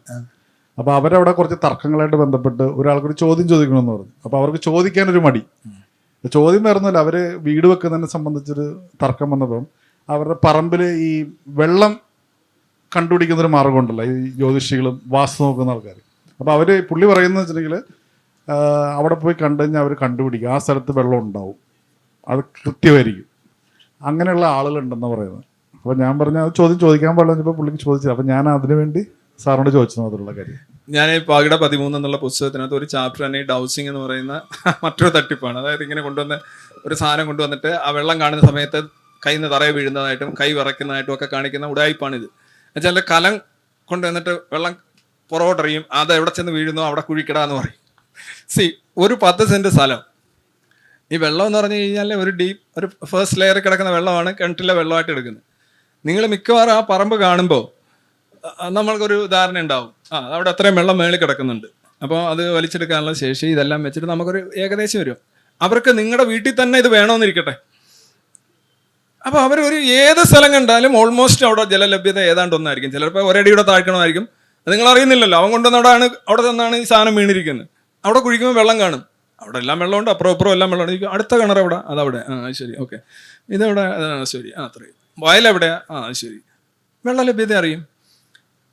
അപ്പം വെള്ള ലഭ്യത യഥാർത്ഥത്തിൽ മണ്ണ് പരിശോധിച്ച് അറിയണമെന്നുണ്ടെങ്കിൽ നിങ്ങൾ ഹൈഡ്രോളജി ഡിപ്പാർട്ട്മെന്റ് 50 രൂപ എങ്ങാണ്ട് അടച്ചാൽ മതി. അന്ന് 50 രൂപയാണ്, ഞാൻ പുസ്തകത്തിൽ എഴുതിയിട്ടുണ്ട്. 50 രൂപ എങ്ങാണ്ടാണ്. അവർ വന്നിട്ട് നോക്കിയിട്ട് പറയും ഏറ്റവും കൂടുതൽ ജലലഭ്യത പെട്ടെന്ന് കിട്ടുന്നത് എവിടെയാണെന്ന് പറയും. ഏറെക്കുറെ ആ പ്രദേശത്തൊക്കെ ഏതാണ്ട് ദ കോളം ഓഫ് വാട്ടർ അത് ഏതാണ്ട് ഒന്ന് തന്നെയായിരിക്കും. അത് പെട്ടെന്ന് അതിലേക്ക് എത്തിച്ചേരാനുള്ളത് ചിലപ്പം ഒരു സൈഡൊക്കെ ആയിരിക്കും. അത് വേണമെന്നുണ്ടെങ്കിൽ അവർ കൃത്യമായിട്ട് പറഞ്ഞു തരും. അല്ലെന്നുണ്ടെങ്കിൽ ഇവൻ കറക്കി എറിയുന്ന സാധനം ഉണ്ടല്ലോ, അത് കറക്റ്റ് ആയിരിക്കും. കാര്യം അവിടെ നിങ്ങൾ കുഴിക്കുകയല്ലയോ, വെള്ളം കാണും. അവൻ പറയും 10 തൊടി കുഴിക്കുമ്പോൾ കാണും എന്ന് പറയും. ചിലപ്പോൾ 5 തൊടി കുഴിക്കുമ്പോഴേ കാണും, ചിലപ്പോൾ 15 തൊടി കുഴിക്കുമ്പോഴായിരിക്കും കാണുന്നത്. കണ്ടില്ലെങ്കിൽ എന്ത് ചെയ്യും? വീണ്ടും ഒന്നുകൂടെ അറിയും. ഇത് വെള്ളം കണ്ടുകൊണ്ടൊന്നും അല്ല ഈ സാധനം വരുന്നത്. ഈ ഡൗസിങ് എന്നൊക്കെ പറയുന്ന ഫുൾ ഡൗസിങ്ങിൻ്റെ ഒക്കെ ഡീബങ്ക് ചെയ്തുകൊണ്ട് ഒരുപാട് വീഡിയോകൾ യൂട്യൂബിൽ കിടപ്പുണ്ട്. അത് ടാങ്ക് നിറച്ച് വെള്ളം വെക്കുന്നു, ഇതേ കണക്കൊരു പിന്നെ ഈ എന്താണ് പറയുന്നതിന് മാറ്റ് ഇടുന്നു. ആ മാറ്റിൻ്റെ അടിയിൽ ടാങ്കുകൾ വെച്ചിട്ടുണ്ട്, 10 ടാങ്കുകൾ. വെള്ളമുണ്ട്, വെള്ളമില്ല, വെള്ളമുണ്ട്, വെള്ളമുണ്ട്. എന്നിട്ട് ഇയാളൊക്കെ പറയുന്നു ഈ ഡൗസിങ് കൊണ്ടുപോയിട്ട് വെള്ളമുണ്ട്, വെള്ളമില്ല കണ്ടുപിടിക്കാൻ പറയാം. ചിലത് ടാങ്ക് നിറച്ച് വെള്ളം വെച്ച് അതിൻ്റെ മേളിലാണ് വെച്ചിരിക്കുന്നത്. 10ൽ ഒരെണ്ണം പോലും ശരിയാക്കാത്ത ഡൗസ് മാൻ ഉണ്ട്. അതിന് മാക്സിമം കിട്ടിയ മാർക്ക് 3 എനിക്ക് തോന്നുന്നു ഒന്നും അറിയാത്തവർ പോയാൽ പോലും ഒരു 5 മാർക്കൊക്കെ കിട്ടാൻ സാധ്യതയുണ്ട്. 10ൽ 5 ശരിയാക്കാൻ വളരെ കഷ്ടമാണ് അവരുടെ കാര്യം. ഇത് ആ ഒരെണ്ണം യൂട്യൂബിൽ കിടപ്പുണ്ട്, നിങ്ങൾ നോക്കിയാൽ മതി. സാർ, എനിക്കൊരു ചോദ്യമുണ്ട്. ഈ ജ്യോതിഷം ഈ ബ്രാഹ്മൺ സമാജിൻ്റെ ഒരു ബിസിനസ് ഫണ്ടേ ആണോ എന്നൊരു ഈ ബ്രാഹ്മൺ സമാജത്തിൻ്റെ ഒരു ബിസിനസ് ഫണ്ടേ ആണോ എന്നൊരു സംശയമുണ്ട്. ബ്രാഹ്മൺ സമാജത്തിൻ്റെ ബ്രാഹ്മിൺസ് ആയിരിക്കും ആദ്യം, തീർച്ചയായിട്ടും അവർ തന്നെയായിരുന്നു. ഇപ്പോൾ അവർക്കൊരു കുത്തക ഉള്ളതായിട്ട് എനിക്ക് തോന്നുന്നില്ല. ഞാൻ അല്ലാത്ത കൂടുതലും ഇവരാണ്, അവർ ഓരോരോ കുത്തക വ്യവസായം അല്ല തൊഴിലെന്ന നിലയിൽ കൊണ്ട് നടക്കുന്ന അവർ തന്നെയാണ്. അല്ലാതുള്ള ആളുകളെ ഞാൻ കാണുന്നുണ്ട്. ഞങ്ങളുടെ നാട്ടിലൊന്നും ബ്രാഹ്മിൺസ് അല്ല ഇത് ചെയ്യുന്നത്, അല്ലാതെ മറ്റു വിഭാഗങ്ങളാണ് ഞാൻ കണ്ടിട്ടുള്ളത്. സാറ് ഒരൊറ്റ കാര്യം കൂടെ ചോദിക്കട്ടെ, അത് ഇതിനോട് ബന്ധപ്പെട്ടതല്ല. ഇപ്പോൾ ജെയിംസ് റാൻഡി നടത്തിയ പോലെ ഒരു പ്രവചന കേരളത്തിലെ ജ്യോതിഷികളെ ഡീബങ്ക് ചെയ്യാൻ വേണ്ടി എസൻസ് ഇത്തരം ഒരു സംരംഭമായിട്ട് ചെയ്തൂടെ എന്നുള്ള ഒരാൾ ഇവിടെ നിന്ന് ചോദിച്ചതാണ്. ഒരുപാട് ഇത് ശരിയാണെന്ന് തെളിയിക്കുന്നവർക്ക് ഈവൻ ആണും പെണ്ണും പറയുന്നത് പോലും കൃത്യമായിട്ട്. സാധാരണ നമ്മൾ കുട്ടി ആണായിരിക്കും പെണ്ണായിരിക്കും എന്ന് പറയുന്നതിന് 50% സാധ്യതയാണ്. പിന്നെ ജ്യോതിഷം കണ്ടിട്ട് ഈ എന്താ പറയുക ഹൊറോസ്കോപ്പ് കണ്ടിട്ട് 100 എണ്ണം തന്നിട്ട് അതിൽ എത്ര പേര് മരിച്ചിരിക്കുന്നു എത്ര പേര് ജീവിച്ചിരിക്കുന്നു എന്ന് പറയുന്നതിൽ ഒക്കെ അങ്ങനെ പരീക്ഷണങ്ങൾ ഒരുപാട് നടന്നിട്ടുണ്ട്. ഭയങ്കര മാരകമായ പരാജയമാണ്. ഇവർക്ക് ജ്യോതിഷം പരാജയപ്പെടുന്നതുകൊണ്ടല്ല ഞാനത് തെറ്റാണെന്ന് പറയുന്നത്. നീ അത് വിജയിച്ചാലും തെറ്റാണ്. അത് വിജയിക്കുന്ന ഇതിന്റെ മേന്മ കൊണ്ടല്ല. അതാണ് ഇത് മനസ്സിലാക്കേണ്ടത്. ആളുകൾ വിചാരിക്കും ഇത് പരാജയപ്പെടുന്നതുകൊണ്ടാണ് ഇത് തെറ്റ്. ഞാനൊരു ഉദാഹരണം പറയാം. ഇന്ത്യയും ഞാൻ ഈ അടുത്തിടെ പറഞ്ഞ ഇന്ത്യയും ഓസ്ട്രേലിയയും തമ്മിൽ T20 ആണോ ഒരു ഇന്ത്യയും ഇംഗ്ലണ്ടും തമ്മിൽ T20 ആണോന്ന് തോന്നുന്നു, അല്ല 1 ഡേ ആണെന്ന് തോന്നുന്നു, എന്തോ അറിയില്ല. ഓസ്ട്രേലിയയിൽ നടന്ന കളിയാണ്. ഇപ്പോൾ 2 വർഷമേ ആയുള്ളൂ. അപ്പോൾ അത് ഇന്ത്യ ഇംഗ്ലണ്ടിനെ തോൽപ്പിക്കുമെന്നാണ് കരുതുന്നത്. ഇംഗ്ലണ്ട് പൂവർ പെർഫോമൻസും ഇന്ത്യ ഇങ്ങനെ ഇരച്ചു കയറി വരികയാണ്. അപ്പോൾ അത് ZTVയിൽ ഒരു ജ്യോതിഷികളെയും വെച്ചുകൊണ്ട് ഒരു ഇത് വെച്ചു. അതായത് ഇന്ത്യ ജയിക്കുമോ തോക്കുമോ എന്നുള്ള ഇതായിരുന്നു. ഒരു 1 മണിക്കൂർ നീണ്ടൊരു പരിപാടിയായിരുന്നു. അപ്പോൾ ഇവരെല്ലാം ഇന്ത്യയുടെ നല്ല കത്തി നിൽക്കുന്ന കോഹ്ലിയൊക്കെ കത്തി നിൽക്കുന്ന സമയമാണ്. ഇവരെന്ത് ചെയ്തു? ഭയങ്കര ചർച്ച നടത്തിയിട്ട് അവിടെ ഇരിക്കുന്ന 6 ജ്യോതിഷികളും പറഞ്ഞു ഇന്ത്യ ജയിക്കും. ആ കളിയിൽ ഇന്ത്യ തോറ്റു. പിറ്റേന്ന് നമ്മുടെ ഇവിടുത്തെ ശാസ്ത്ര കുതികളും ഭയങ്കര അങ്ങനെയുള്ള ആളുകളൊക്കെ പറഞ്ഞുകൊണ്ട് ഈ ജ്യോതിഷം എന്തൊരു കൂറ പരിപാടിയാണ്, അമ്മമാർ 6 എണ്ണവും ഒരുമിച്ച് പറഞ്ഞു. പക്ഷേ അതിൻ്റെ നേരെ വിപരീതമായിട്ട് വന്നത് ജ്യോതിഷം തട്ടിപ്പാണെന്ന് ഇതിൽ വലിയ തെളിവിൻ്റെ ആവശ്യമുണ്ടോ എന്നൊക്കെയാണ് അവർ പറയുന്നത്. ഇതൊരു ശരിയായ നിലപാടല്ല. കാരണം ഇന്ത്യ ജയിച്ചിരുന്നെങ്കിലോ, ഇന്ത്യ ജയിക്കാൻ ഒരുപാട് സാധ്യതയുണ്ട്. നല്ല രീതിയിൽ കളിച്ചു വന്ന ടീമാണ് ഇംഗ്ലണ്ട്. അന്ന് ബട്ട്ലറുടെ ഒരു ഇന്നിങ്സ്, ജെയിംസ് ബട്ട്ലറാണെന്ന് ഭയങ്കര ഒരു ഇന്നിങ്സ് കളിച്ചത്. ഇന്ത്യ ജയിക്കാൻ ഒരുപാട് സാധ്യത ഉണ്ടായിരുന്നേ. ഇന്ത്യ അങ്ങ് ജയിച്ചിരുന്നെങ്കിൽ 6 പേര് ശരിയായില്ലേ? അപ്പൊ നിങ്ങൾ പറയാം ജ്യോതിഷം ശരിയാണെന്ന്. ജ്യോതിഷം തട്ടിപ്പാണെന്ന് പറയുന്നത് അത് ഒരിക്കലും ശരിയാകില്ല എന്നുള്ളത് കൊണ്ടല്ല, അല്ലെങ്കിൽ എപ്പോഴും തെറ്റുന്നു എന്നുള്ളത് കൊണ്ടല്ല. ശരിയായാലും തെറ്റായാലും അത് തട്ടിപ്പ് തന്നെയാണ്. അതാണ് മനസ്സിലാക്കേണ്ടത്. കാരണം അതിനകത്ത് ഉപയോഗിക്കുന്ന അതിൻ്റെ പാരാമീറ്റേഴ്സും അതിൻ്റെ ബേസും അതിൻ്റെ അസംഷൻസും എല്ലാം തന്നെ തെറ്റാണ്. അതിന് ശാസ്ത്രമായിട്ടൊരു ബന്ധമില്ല, യുക്തിയുമായിട്ടൊരു ബന്ധമില്ല. പിന്നെ അത് ശരിയാകുന്നു. ചത്തിരിക്കുന്ന ഒരു ക്ലോക്ക് പോലും ഒരു ദിവസം 2 പ്രാവശ്യം കറക്റ്റ് ടൈം കാണിക്കും. സാറിൻ്റെ വീഡിയോകളൊക്കെ ഞാൻ കണ്ടിട്ടുണ്ടായിരുന്നു. അപ്പം ഞാൻ ജ്യോതിഷത്തിനല്ല, സാറ് എത്ര നാൾ തൊട്ടാണ് അല്ലെങ്കിൽ ഏത് വയസ്സ് തൊട്ടാണ് സാറ് വിശ്വാസങ്ങൾക്കും ജ്യോതിഷത്തിനൊക്കെ എതിരായിട്ട് ചിന്തിച്ചു തുടങ്ങിയത്? അതിനു മുമ്പായിട്ട് സാർ അതിന് വരെ സാറിന്റെ വീട്ടുകാരുടെ വിശ്വാസങ്ങൾക്ക് കൂടെ സാറ് കൂടിയിട്ടുണ്ടായിരുന്നോ ഇല്ലയോ? അതേപോലെ ഒരു കാര്യം കൂടെ, ഇനിയുള്ള ഭാവി ജീവിതത്തിൽ സാറിന് ഈ ദൈവിക ശക്തിയുടെ അല്ലെങ്കിൽ ജ്യോതിഷത്തിന്റെ എന്തെങ്കിലും അനുഭവം ഉണ്ടായി കഴിഞ്ഞാൽ സാർ ഈ പറഞ്ഞ കാര്യമൊക്കെ അനുകൂലിക്കുമോ? അതിനെ എന്താ പറയുക, അതിനെ ലാസ്റ്റ് ക്വസ്റ്റ്യൻ ഫസ്റ്റ്. ഓക്കെ, എനിക്ക് ദൈവിക ശക്തിയുടെ അനുഭവം ഉണ്ടായാൽ ഞാൻ അനുകൂലിക്കും. അനുഭവം 0 വാല്യൂ ആണ്. തെളിവ് വന്നു കഴിഞ്ഞാൽ ഞാൻ ആദ്യമേ ചാടി വീഴും. ഞാനായിരിക്കും ഫസ്റ്റിലേ ചാടുന്നത്. തെളിവ് സാർ, അങ്ങനെ ഒരു തെളിവ് ഉണ്ടായി കഴിഞ്ഞാൽ സാർ ഇത്രയും നാൾ നടത്തിയ ഷോകളും അല്ലെങ്കിൽ എല്ലാം മാറ്റി പറഞ്ഞുകൊണ്ട് ഇതിനെ പോസിറ്റീവായിട്ട് അതിനെ അനുകൂലിച്ചുകൊണ്ട് മുന്നോട്ട് പോകുമോ? തീർച്ചയായിട്ടും. ഞാൻ എന്താ പറയുന്നത്, ഞാൻ ഇവിടെ ശയനപ്രദക്ഷിണം നടത്തും, എന്നിട്ട് പറയും ഇതെല്ലാം തെറ്റ് ഏറ്റു പറഞ്ഞുകൊണ്ട് മാറത്തടിച്ച് നിലവിളിച്ചുകൊണ്ട് ഞാൻ ഈ എറണാകുളം എന്താ പറയുക MG റോഡിലൂടെ ഒരു ഭ്രാന്തനെ പോലെ അലഞ്ഞു തിരിയും. ഓക്കെ. അതെ സാർ, അതിന് മുമ്പ് ഞാൻ ചോദിച്ച വേറെ ചോദ്യം, സാർ എത്രാമത്തെ വയസ്സിലാണ് ഈ ഇതിനൊക്കെ എതിരായിട്ടൊരു ചിന്ത സാറിന് തോന്നി തുടങ്ങിയത്? അതിനു മുമ്പ് സാറ് വീട്ടുകാരുടെ ഈ വിശ്വാസങ്ങൾക്ക് കൂടെ നിന്നിട്ടുണ്ടോ? ഇത് ഒരു ക്രമേണയായിട്ടുള്ള ഒരു തിരിച്ചറിവാണ്. അത് ഒരു പോയിന്റിൽ നമ്മൾ ഒരു ഘട്ടം വരെ എത്തി നിൽക്കും. ഘട്ടത്തിന്റെ കാലയളവ് കൂടെ പറഞ്ഞിരുന്നെങ്കിൽ. അല്ല, ഞാൻ പറഞ്ഞില്ലേ, ഉദാഹരണമായിട്ട് ഞാൻ ചെറിയ കാലത്ത് അടുത്ത ക്ഷേത്രത്തിൽ പോയി സന്ധ്യാനാമം ചൊല്ലുന്ന ഒരു കാലഘട്ടം ഉണ്ടായിരുന്നു. ഒരു 5-6 പഠിക്കുന്ന സമയമാണ്. അന്ന് ഞാൻ ചൊല്ലിയ ഒരു പാട്ട് ഒരു വരി ഒരാള് ഒരു മദ്യപാനി എന്നോട് ചോദിച്ചു, ഒളിച്ചു നിന്ന് ബാലിയെ തിളച്ചയമ്പിനാൽ കൊലകഴിച്ച രാഘവ മുകുന്ദരാമ ഭാഗ്യമ എന്ന് നീ പാടിയോടാ, നീ എന്ത് മനുഷ്യനാടാന്ന് എന്നോട് ചോദിച്ചു. ഒളിച്ചു നിന്ന് ഒരുത്തനെ തട്ടിയവനെ നീ ജയ് വിളിക്കുന്നു. അപ്പൊ ഞാൻ ആലോചിച്ചു, നിങ്ങൾ എന്തോ പറയുന്നത്, എന്നെ കൈവിടെന്ന് പറഞ്ഞ് ഞാൻ ഓടിപ്പോയി.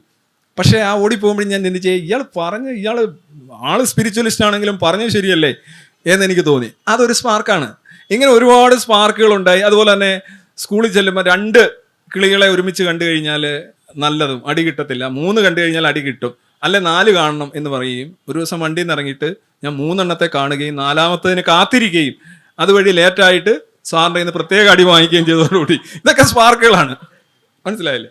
അപ്പൊ അങ്ങനെ ഒരു പ്രായം പറയാൻ കഴിയില്ല.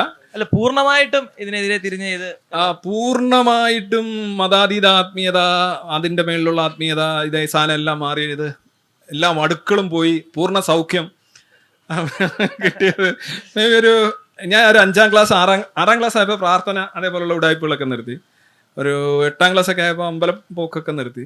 പിന്നെ വിശ്വാസമൊന്നുമില്ല, ഭയങ്കര ന്യൂട്രൽ. പിന്നെ ഈ ഇടയ്ക്ക് ഇതുണ്ടായിരുന്നു, ഈ മതാതീത ആത്മീയത. അങ്ങനെ ഒരു സാധനം ഇല്ല. ഞാൻ വിചാരിച്ചു അങ്ങനെ ഒരു സാധനം ഉണ്ടെന്ന്. ഗീത, വിവേകാനന്ദൻ, പിന്നെ അദ്വൈതം, അതാണ് നീ, ഇതാണ് ഞാൻ, അങ്ങനെയൊക്കെയുള്ള സാധനം ഉണ്ടല്ലോ. അത് വേണമെങ്കിൽ ഒരു BA ക്കൊക്കെ പഠിക്കുന്നവരെ അതുമായിട്ട് കുറച്ച് നാൾ ഞാൻ നടന്നിട്ടുണ്ട്. BA ആ ഒരു 20-21 വയസ്സ് വരെയൊക്കെ വിശ്വാസവും പ്രാർത്ഥനയൊന്നുമില്ല, ആചാരവും അനുഷ്ഠാനമൊന്നുമില്ല. പക്ഷെ മതാതീത ആത്മീയത അത് തന്നെയാണ് നീയും, തത്വമസി, അങ്ങനെയൊക്കെയുള്ള സാധനങ്ങൾ, ഫിലോസഫി. പിന്നെ അത് കഴിഞ്ഞപ്പോഴത്തേക്ക് സമ്പൂർണ്ണ സൗഖ്യമായി. ഒരു വടുക്കൾ പോലും ഇല്ലാതെ പൂർണ്ണമായി സ്കിൻ കളർ തിരിച്ചു കിട്ടി. Okay sir, thank you. Thank you sir. ഒരു ചോദ്യം കൂടെ ഉണ്ട്. നമസ്കാരം സാർ. ഞാൻ കുറച്ച് നേരത്തെ ചോദിക്കണമെന്ന് കരുതിയതാണ്, പക്ഷേ നമ്മൾ വിഷയത്തിൽ നിന്ന് വിട്ടു പോകണ്ടല്ലോ എന്ന് കരുതിയിട്ട് ചോദ്യത്തിൽ നിന്ന് ഒഴിഞ്ഞു മാറിയതാണ്. അപ്പോൾ എനിക്ക് ചോദിക്കാനുള്ളത്, ഇപ്പോൾ സാറ് പറഞ്ഞ പോലെ ജ്യോതിഷവും അതുപോലെ വിശ്വാസമൊക്കെ തട്ടിപ്പാണെന്ന് പറയുന്ന ഒരു കാലത്താണ് നമ്മളിത് ചർച്ച ചെയ്യണത്. പക്ഷേ ഈ അടുത്ത കാലത്തൊക്കെ നമുക്ക് ഈ നമ്മുടെ കേരള സമൂഹത്തിലും ഇന്ത്യയിലൊക്കെ ഒട്ടാകെ നോക്കുമ്പോൾ വിശ്വാസത്തിനും ഈ ജ്യോതിഷം പോലുള്ള തട്ടിപ്പുകൾക്കൊക്കെ വലിയ വാല്യൂ കിട്ടുന്നൊരു കാലഘട്ടമായിട്ട് എനിക്ക് തോന്നുന്നു. അതിപ്പോൾ ഈ കേരള സമൂഹത്തിൽ തന്നെ അടുത്ത കാലത്ത് ചില അതിന് അനുകൂലമായ ചില കാര്യങ്ങൾ, ഇപ്പോൾ ഇതുവരെ കേൾവിയില്ലാത്ത ആഗോള അയ്യപ്പ സംഗമം, അതുപോലെ തന്നെ ഇപ്പോൾ ഈ അടുത്തിടെ ഒരു ആൾ ദൈവത്തെ ഒരു എന്താ പറയുക ഭൗതികവാദി എന്നോ അല്ലെ വൈരുദ്ധ്യാത്മിക ഭൗതികവാദം ക്ലാസ് എടുക്കുന്ന ആളുകളൊക്കെ പോയി ചുംബിക്കുന്നു. ഇതെല്ലാം കേരള സമൂഹത്തിന് എന്ത് തരം മെസ്സേജാണ് കൊടുക്കണത് എന്നുള്ളതാണ് എൻ്റെ പ്രധാന ചോദ്യം. മറ്റേത് അപ്പോൾ ഈ ജ്യോതിഷത്തിന് നേരത്തെ ഇവിടെ ഒരു ആൾ പറഞ്ഞ IAS IPS ഒക്കെ ഈ സിദ്ധാന്തത്തെ ഫോളോ ചെയ്യുന്ന, അല്ലെങ്കിൽ വിശ്വാസം ജ്യോതിഷം പോലുള്ള സിദ്ധാന്തത്തേക്ക് ഫോളോ ചെയ്യുന്നൊരു കാലഘട്ടവും കൂടിയാണ്. അപ്പോൾ സാറിന് ഈ സന്ദർഭത്തിൽ ഇതുപോലെയുള്ള മഹാസമ്മേളനങ്ങളൊക്കെ നടത്തുന്നതിൻ്റെ ഒരു പ്രചാരണമായി നടത്തുന്ന ഈ സമയത്ത് ഇത്തരം പിന്നെ വിശ്വാസങ്ങൾ നമ്മുടെ കേരള സമൂഹത്തിൽ പിടിമുറുക്കുകയല്ലേ? അപ്പോൾ അതെല്ലാം വലിയ അപകടകരമായ അവസ്ഥയിലേക്കല്ലേ പോകുന്നത് എന്നാണ് എൻ്റെ ചോദ്യം. ഓക്കെ, ഞാൻ ഈ ചോദ്യത്തിന് മറുപടി പറയുന്നതിന് മുമ്പ് ഒരിക്കൽ കൂടി എല്ലാവരെയും ഞാൻ രാജീവ് ഗാന്ധി ഇൻഡോർ സ്റ്റേഡിയത്തിൽ ഒക്ടോബർ 19-ാം തീയതി നടക്കുന്ന ലിറ്റ്മസ് 2025 സ്വാഗതം ചെയ്യുന്നു, ക്ഷണിച്ചുകൊള്ളുന്നു. കഴിയുന്നത്ര ആളുകൾ വരിക, വരുന്നവർ ഒറ്റയ്ക്ക് വരാതിരിക്കുക. ഓക്കെ, ദെൻ താങ്കളുടെ ചോദ്യത്തിലേക്ക് വന്നു. ആഗോള അയ്യപ്പ സംഗമം, അമ്മയ്ക്കൊരുമ്മ, ഇതല്ലേ പ്രധാനപ്പെട്ട ഐറ്റംസ്. താങ്കൾക്ക് എന്തെങ്കിലും അത്ഭുതം ഉണ്ടോ അത് അങ്ങനെയൊക്കെ നടക്കുന്നതിൽ? Are you positively surprised? അല്ല, ഞാൻ പറയുന്നത് ഇത് നമ്മൾ കോൾ ഔട്ട് ചെയ്തിട്ട് ഒരുപാട് കാര്യമായി. കേരളത്തിലെ നിരീശ്വരവാദ പ്രസ്ഥാനം അല്ലെങ്കിൽ സോക്കോൾഡ് യുക്തിവാദി പ്രസ്ഥാനമൊക്കെ ഈ ഒരു പാർട്ടി പരിപാടിയായിട്ട് മുന്നോട്ട് പോയിരുന്ന ഒരു കാലഘട്ടം ഉണ്ടായിരുന്നു. ഇന്നൊരിക്കലും അങ്ങനെ അവർക്ക് പറയാൻ സാധിക്കില്ല എന്ന് മാത്രമല്ല, ഈ ഇജാതി ഐറ്റംസിനെ ഒരു വളരെ നല്ല ഒരു ഭീമാകാരമായ അന്ധവിശ്വാസമായിട്ടാണ് നമ്മൾ പെടുത്തുന്നത്. Communism itself is a superstition. So for a communist ഇത്തരം കാര്യങ്ങൾ ചെയ്യുക എന്ന് പറയുന്നത് ഡക്ക് ടു വാട്ടർ ആണ്. ഒരു താറാവ് വെള്ളത്തിലേക്ക് ഇറങ്ങുന്നത് പോലെ ചെയ്യാൻ സാധിക്കും അവർക്ക്. കാരണം അവരുടെ ഒരു അടിസ്ഥാന സംഗതികളും സയൻറ്റിഫിക് അല്ല, യുക്തിസഹമല്ല, മാക്സിസം പറയുമ്പോൾ ഐരുദ്ധാത്മാവ് ഭൗതികബന്ധം, ഇതെല്ലാം കെട്ടുകഥകളാണ്. ഞാനും ഒരു കമ്മ്യൂണിസ്റ്റ് ഫാമിലിയിൽ നിന്ന് വരുന്ന ആളാണ്. ഞാനും ഇത് ചുമന്നുകൊണ്ട് നടന്ന ആളാണ്. എൻ്റെ അച്ഛനും അങ്ങനെ ഒരു ബാക്ക്ഗ്രൗണ്ട് ആയിരുന്നു ഉണ്ടായിരുന്നത്. പക്ഷെ നമ്മളത് പഠിച്ചു നോക്കൂ നിങ്ങൾ. അവർ പറയുന്ന ഓരോരോ കാര്യങ്ങളുടെ ബേസ് തന്നെ നോക്കൂ. ജ്യോതിഷത്തെക്കാൾ കഷ്ടമാണ് ഈ സാധനം. പിന്നെ അവരിത് ചെയ്തു എന്ന് പറഞ്ഞാൽ ചെയ്യാതിരുന്നാലാണ് ഞാൻ അത്ഭുതപ്പെടുക. ചെയ്യാതിരുന്നാലേ എനിക്ക് അത്ഭുതം ഉണ്ടാവും. ഞാനിത് കോൾ ഔട്ട് ചെയ്തിട്ട് ഒരുപാട് വർഷമായി. അതുകൊണ്ട് എനിക്ക് ഒരുപാട് ക്രിറ്റിസിസവും ചീത്തവിളി ഒക്കെ കേൾക്കേണ്ടി വന്ന ഒരാളാണ്. അതുകൊണ്ട് ഞാൻ പറയുകയാണ്, നിങ്ങൾക്ക് എന്നെ വിശ്വസിക്കണമെന്ന് ഞാൻ പറയുന്നില്ല, പക്ഷേ നിങ്ങളൊന്ന് പരിശോധിച്ച് നോക്കൂ. എന്താണ് കമ്മ്യൂണിസം, എന്താണ് ജ്യോതിഷം? ഒരെണ്ണം ഒരു പൊളിറ്റിക്കൽ ഐഡിയോളജിയാണ്, മറ്റേതൊരു ക്രാസ് സൂപ്പർസ്റ്റിഷനാണ് എന്ന് നിങ്ങൾ കരുതിയേക്കാം. പക്ഷെ നിങ്ങൾ ഓരോരോ അതിൻ്റെ പ്രിമിസസ് വായിച്ചു നോക്കുക. അവരൊരു കഥ പറയുകയാണ്. അല്ല സാർ, ഇപ്പോഴത്തെ ഒരു അവസ്ഥ കണ്ടിട്ടുണ്ടെങ്കിൽ സാറ് വലിയ താമസമില്ലാതെ ശയനപ്രദക്ഷിണം നടത്തേണ്ടി വരും. ഇല്ല, ഇനി ഒരു കാര്യം പറയാം. ശയനപ്രദക്ഷിണം നടത്താൻ ഞാൻ പറഞ്ഞില്ലേ, if you provide me evidence, valid evidence, I will do that എന്നാ പറഞ്ഞു. എൻ്റെ അനുഭവമല്ല. ഇപ്പൊ താങ്കളുടെ വാർദ്ധക്യത്തിൽ താങ്കൾ ചിലപ്പോൾ പല കാര്യം, ചിലപ്പോൾ പഞ്ചസാര അടുക്കളയിൽ ചെന്ന് കട്ടി തിന്നും, അല്ലെ കൊച്ചുകുട്ടികളുമായിട്ട് കിക്കി തമ്പരം കളിക്കും, അല്ലെങ്കിൽ നിങ്ങൾ എന്തൊക്കെയോ ഇതായിട്ട് നിങ്ങളൊരു ഇടിഞ്ഞിറങ്ങുന്ന അവസ്ഥയിൽ നിങ്ങൾ കാണിക്കുന്ന കാര്യങ്ങൾ വെച്ചല്ല നിങ്ങളെ അളക്കേണ്ടത്. നിങ്ങളുടെ മസ്തിഷ്കം ശരിയായ രീതിയിൽ വർക്ക് ചെയ്യുമ്പോൾ നിങ്ങളുടെ ചേതനയും നിങ്ങളുടെ ബോധവും നിങ്ങളുടെ ബുദ്ധിയും ഒക്കെ അതിൻ്റെ ഒപ്റ്റിമൽ ലെവലിൽ വർക്ക് ചെയ്യുമ്പോൾ നിങ്ങൾ കണ്ടെത്തിയ കാര്യങ്ങളെ ഇടിച്ചു താഴ്ത്താനായിട്ട് നിങ്ങളുടെ ഇത്തരം കഴിവുകളെല്ലാം പോയി ഒരുപക്ഷെ ആംനേഷ്യയും മറ്റേ ഏഷ്യയും മറിച്ച ഏഷ്യയൊക്കെ ബാധിച്ച് നിങ്ങൾ കുട്ടികളുടെ കണക്ക് കാണിക്കുന്ന, അല്ല ചിലപ്പോൾ നിങ്ങൾ കുറിയിട്ടോ ഒരു വ്യക്തിയുടെ ബൗദ്ധികമായിട്ടുള്ള പതനം നടക്കുന്ന സമയത്ത് അയാൾ ചെയ്യുന്ന കാര്യങ്ങളെയാണോ ആ വ്യക്തിയായിട്ട് നിങ്ങൾ വിലയിരുത്തുന്നത്? ഒരാള് ഞാൻ കാണാൻ പറ്റുന്നില്ല അങ്ങനെ. അത് ഞാൻ പറയുന്ന കാര്യം, ഇതൊരു മദർ ടാക്ടിക്കാണ്. ഇങ്ങനെ ആരെങ്കിലും ചില ആൾക്കാർ ഇപ്പോൾ കമ്മ്യൂണിസ്റ്റ് നേതാക്കളെല്ലാം അവസാനം അമ്പലങ്ങളിൽ ചെന്ന് ഒടുങ്ങും. അവർ പണ്ടേ ഒടുങ്ങേണ്ടതാണ്. ഞാൻ ശ്രീ കേശവൻ നായർ എന്ന് പറയുന്ന പഴയ CATUവിൻ്റെ സംസ്ഥാന ജനറൽ സെക്രട്ടറി, അദ്ദേഹം ഒരു ഭൗതികത്തിൻ്റെ അപ്പുറം എന്നൊക്കെ ഉള്ള പുസ്തകങ്ങളൊക്കെ എഴുതിയ ആളാണ്. ഞാൻ ശരിക്കും ആദ്യം നടത്തിയൊരു ഇൻ്റർവ്യൂ അദ്ദേഹമായിട്ടാണ്. അദ്ദേഹം CATUവിൻ്റെ കമ്മ്യൂണിസ്റ്റ് പാർട്ടിയുടെ സംസ്ഥാന കൗൺസിൽ അംഗമായിരുന്നു, സംസ്ഥാന സമിതിയിൽ അംഗമായിരുന്നു, CPMൻ്റെ. പുള്ളിയാണ് ആദ്യം ഇതിലേക്ക് ഇപ്പോൾ ഈ അടുത്തിടെ വന്ന് ആദ്യം ചാടിയ ആൾ. അപ്പോൾ പുള്ളിയും പറയുന്നത് എന്താ അറിയോ, പുള്ളിക്കൊരു ഹാർട്ട് സംബന്ധിച്ചുള്ള ഒരു പ്രശ്നം വന്നപ്പോൾ പുള്ളി ഭയന്നു പോയി. അപ്പോൾ ഭയന്നു പോയപ്പോൾ പുള്ളിയുടെ ലോകവീക്ഷണം ആകെ മാറി. ഞാൻ ആ ഇൻ്റർവ്യൂവിൽ പുള്ളിയോട് ചോദിച്ചു, ഭയന്നെടുക്കുന്ന തീരുമാനമാണോ സാറേ ശരിയെന്ന് ചോദിച്ചു. പുള്ളി ഒന്നും വേണ്ടിയില്ല. നിങ്ങളുടെ തീരുമാനത്തിൻ്റെയും നിലപാടിൻ്റെയും അടിസ്ഥാനം ഭയമാണെങ്കിൽ അത് ശരിയാകാൻ വഴിയില്ലല്ലോ. ഇപ്പോൾ ഉദാഹരണമായിട്ട് നമുക്കൊരു എന്താ പറയുക, അങ്ങോട്ട് പോകുന്ന ഒരു കാര്യം ചെയ്യണം. ഒരു റഫ്യൻ അല്ലെങ്കിൽ ഒരു മുട്ടാളൻ ഒരു പെൺകുട്ടിയെ ഉപദ്രവിക്കുന്നു, നമുക്ക് ചെന്ന് 2 കൊടുക്കണം എന്നൊക്കെ ഉണ്ട്. പക്ഷേ നമുക്ക് ഭയം, അവൻ നമുക്ക് നേരെ തിരിഞ്ഞാലോ. അപ്പോൾ നമ്മൾ എന്ത് ചെയ്യുന്നു? നമ്മൾ ഒതുങ്ങുന്നു, അച്ചടക്കം ഉണ്ടാകുന്നു, നമ്മൾ മാറി നിൽക്കുന്നു. നമ്മുടെ തീരുമാനം നിലപാട് മാറി നിൽക്കുക എന്നുള്ളതാണ്. പക്ഷെ അത് വരുന്നത് ഭയത്തിൽ നിന്നാണ്. ആ ഭയത്തിൽ നിന്ന് വരുന്നത് കൊണ്ട് തന്നെ നിങ്ങൾക്ക് ചെയ്യേണ്ട കാര്യമല്ല നിങ്ങൾ ചെയ്യുന്നത്, ശരിയായ കാര്യമല്ല ചെയ്യേണ്ടത്, ഭയന്ന് ചെയ്തതാണ്. ഭയന്ന് ചെയ്യുന്ന തീരുമാനത്തിന് വാലിഡിറ്റി ഇല്ല. മറിച്ച് നിങ്ങളുടെ ബുദ്ധിയും ഫാക്റ്റും തെളിവും എല്ലാം ഉപയോഗിച്ചുകൊണ്ട് ഒരു കാര്യത്തിലെടുക്കുന്ന തീരുമാനത്തിനാണ് യഥാർത്ഥ വാലിഡിറ്റി ഉള്ളത്. സാറേ, ഇപ്പോൾ ഭൂരിപക്ഷം തെറ്റായ ഒരു കാര്യം അതിന് ഭൂരിപക്ഷം ഉണ്ടെങ്കിൽ അത് ശരിയാവുന്ന ഒരു കാലത്താണല്ലോ നമ്മൾ ജീവിക്കുന്നത്. അപ്പം അങ്ങനെ നോക്കുമ്പോൾ ഇപ്പോൾ സയൻറ്റിഫിക് ആയിട്ടുള്ള കാര്യങ്ങളാണെങ്കിലും പുരോഗമനപരമായ കാര്യമായിട്ടാണെങ്കിലും ഇതെല്ലാം ചില ഭാഗത്തുള്ള ചില ആളുകളുടെ കുത്തകയാണ്. അപ്പോൾ അവർക്കാണ് മേൽക്കൈ എന്നുള്ളതൊരു പ്രാധാന്യം ഇവിടെ ഉണ്ട്. ഈ ഭൂരിപക്ഷം അവരാണെന്നുള്ളത് കൊണ്ട്, അല്ലെങ്കിൽ ആ ചിന്താഗതിക്കാരാണെന്നുള്ളത് കൊണ്ട് അതിനെങ്ങനെ ഈ ലിറ്റ്മസ് പോലുള്ള അല്ലെങ്കിൽ ഇതുപോലത്തുള്ള സെമിനാറുകളിലൂടെയൊക്കെ അല്ലെങ്കിൽ ബോധവൽക്കരണത്തിലൂടെ എത്ര കണ്ട് മറികടക്കാൻ കഴിയുക. അതുകൊണ്ട് ഞാൻ സാറ് മാത്രമല്ല ഒട്ടുമിക്ക ആളുകളും വലിയ താമസമില്ലാതെ ശയനപ്രദക്ഷിണം നടത്തേണ്ടി വരുമെന്നാണ് ഞാൻ ഉദ്ദേശിച്ചത്. ഇല്ല, ഇപ്പം നമ്മൾ ശയനപ്രദക്ഷിണം നടത്തി ഞാൻ തെളിവുകളുടെ കാര്യമാണ് പറഞ്ഞത്. ഇപ്പം എനിക്കിപ്പോൾ ശയന പ്രദക്ഷിണം നടത്താൻ ഞാൻ കുറച്ച് പ്രാക്ടീസ് ഉണ്ടെങ്കിൽ നടത്താൻ പറ്റും. പക്ഷെ എന്തുകൊണ്ട് ലോകം മാറുന്നില്ലല്ലോ, തെളിവ് മാറുന്നില്ലല്ലോ. ഇപ്പം ഞാൻ അല്ലെങ്കിൽ വേറൊരാൾ ചെയ്യുന്നത് കൊണ്ട് അടിസ്ഥാന പ്രശ്നങ്ങൾ മാറുന്നില്ല. പിന്നെ താങ്കൾ പറഞ്ഞ ഒരു കാര്യം ശരിയാണ്, നരേറ്റീവ് വാർ ഇവിടെ ഇപ്പോൾ ഉദാഹരണമായിട്ട് പല രാഷ്ട്രീയ വിഷയങ്ങൾ നോക്കിയാലും ഇവിടെ എന്താണ് ഓടുന്നത് എന്ന് നോക്കിയാൽ മതി. അത് അതിൻ്റെ വസ്തുതയാണോ സത്യമാണോ? അത് ഉദാഹരണമായിട്ട് നോക്കുകയാണെങ്കിൽ ഇപ്പോൾ യുക്രൈൻ വാറും ഗാസ വാറും തമ്മിലുള്ള വ്യത്യാസം നോക്കിയാൽ മതി. എങ്ങനെയാണ് കേരളത്തിൽ വിലയിരുത്തപ്പെടുന്നത്, എങ്ങനെയാണ് കേരളം ശ്രദ്ധിക്കുന്നത് നോക്കിയാൽ മതി. അപ്പോൾ ഈ നരേറ്റീവ് വാറിൽ ശരിയാണ് താങ്കൾ പറഞ്ഞ ഭൂരിപക്ഷം ഇങ്ങനെയാണ്. ഇപ്പോൾ പുരോഗമനവാദികൾ എന്ന് പറഞ്ഞാൽ ആരാണ്? ഈ അമ്മയ്ക്കൊരു ഉമ്മ ടീമാണ്. സത്യം അത് അതാണെന്ന് പറഞ്ഞ് നമ്മൾ പേടിച്ച് മിണ്ടായിരിക്കാൻ പറ്റുമോ? നമ്മൾ നമ്മളുടേതായ രീതിയിൽ സൗമ്യമായി സ്നേഹത്തോടെ സമൂഹത്തോട് പറയുന്നു, ഇങ്ങനെയല്ല കേട്ടോ, നിങ്ങളൊന്ന് ശ്രദ്ധിക്കൂ. അങ്ങനെ ഒരു കറണ്ട് ഓഫ് ഐഡിയാസ് ഉണ്ടാക്കുന്നു, പുസ്തകങ്ങൾ എഴുതുന്നു, പ്രസംഗിക്കുന്നു, പ്രചരണം നടത്തുന്നു. അപ്പോൾ ആളുകൾക്ക് ഇതിൽ നിന്ന് രക്ഷപ്പെടാൻ കഴിഞ്ഞാൽ അവർക്ക് കൂടുതൽ ആത്മവിശ്വാസത്തോടെ ജീവിതത്തെ അഭിമുഖീകരിക്കാൻ സാധിക്കും. അവരുടെ പണം, ഊർജം, സമയം ലാഭിക്കാൻ സാധിക്കും. അവർക്കിടെ മനസ്സ് കുടുസാകാതെ പോകും. അവരെ വിദ്വേഷങ്ങൾ തണുത്തു വരും.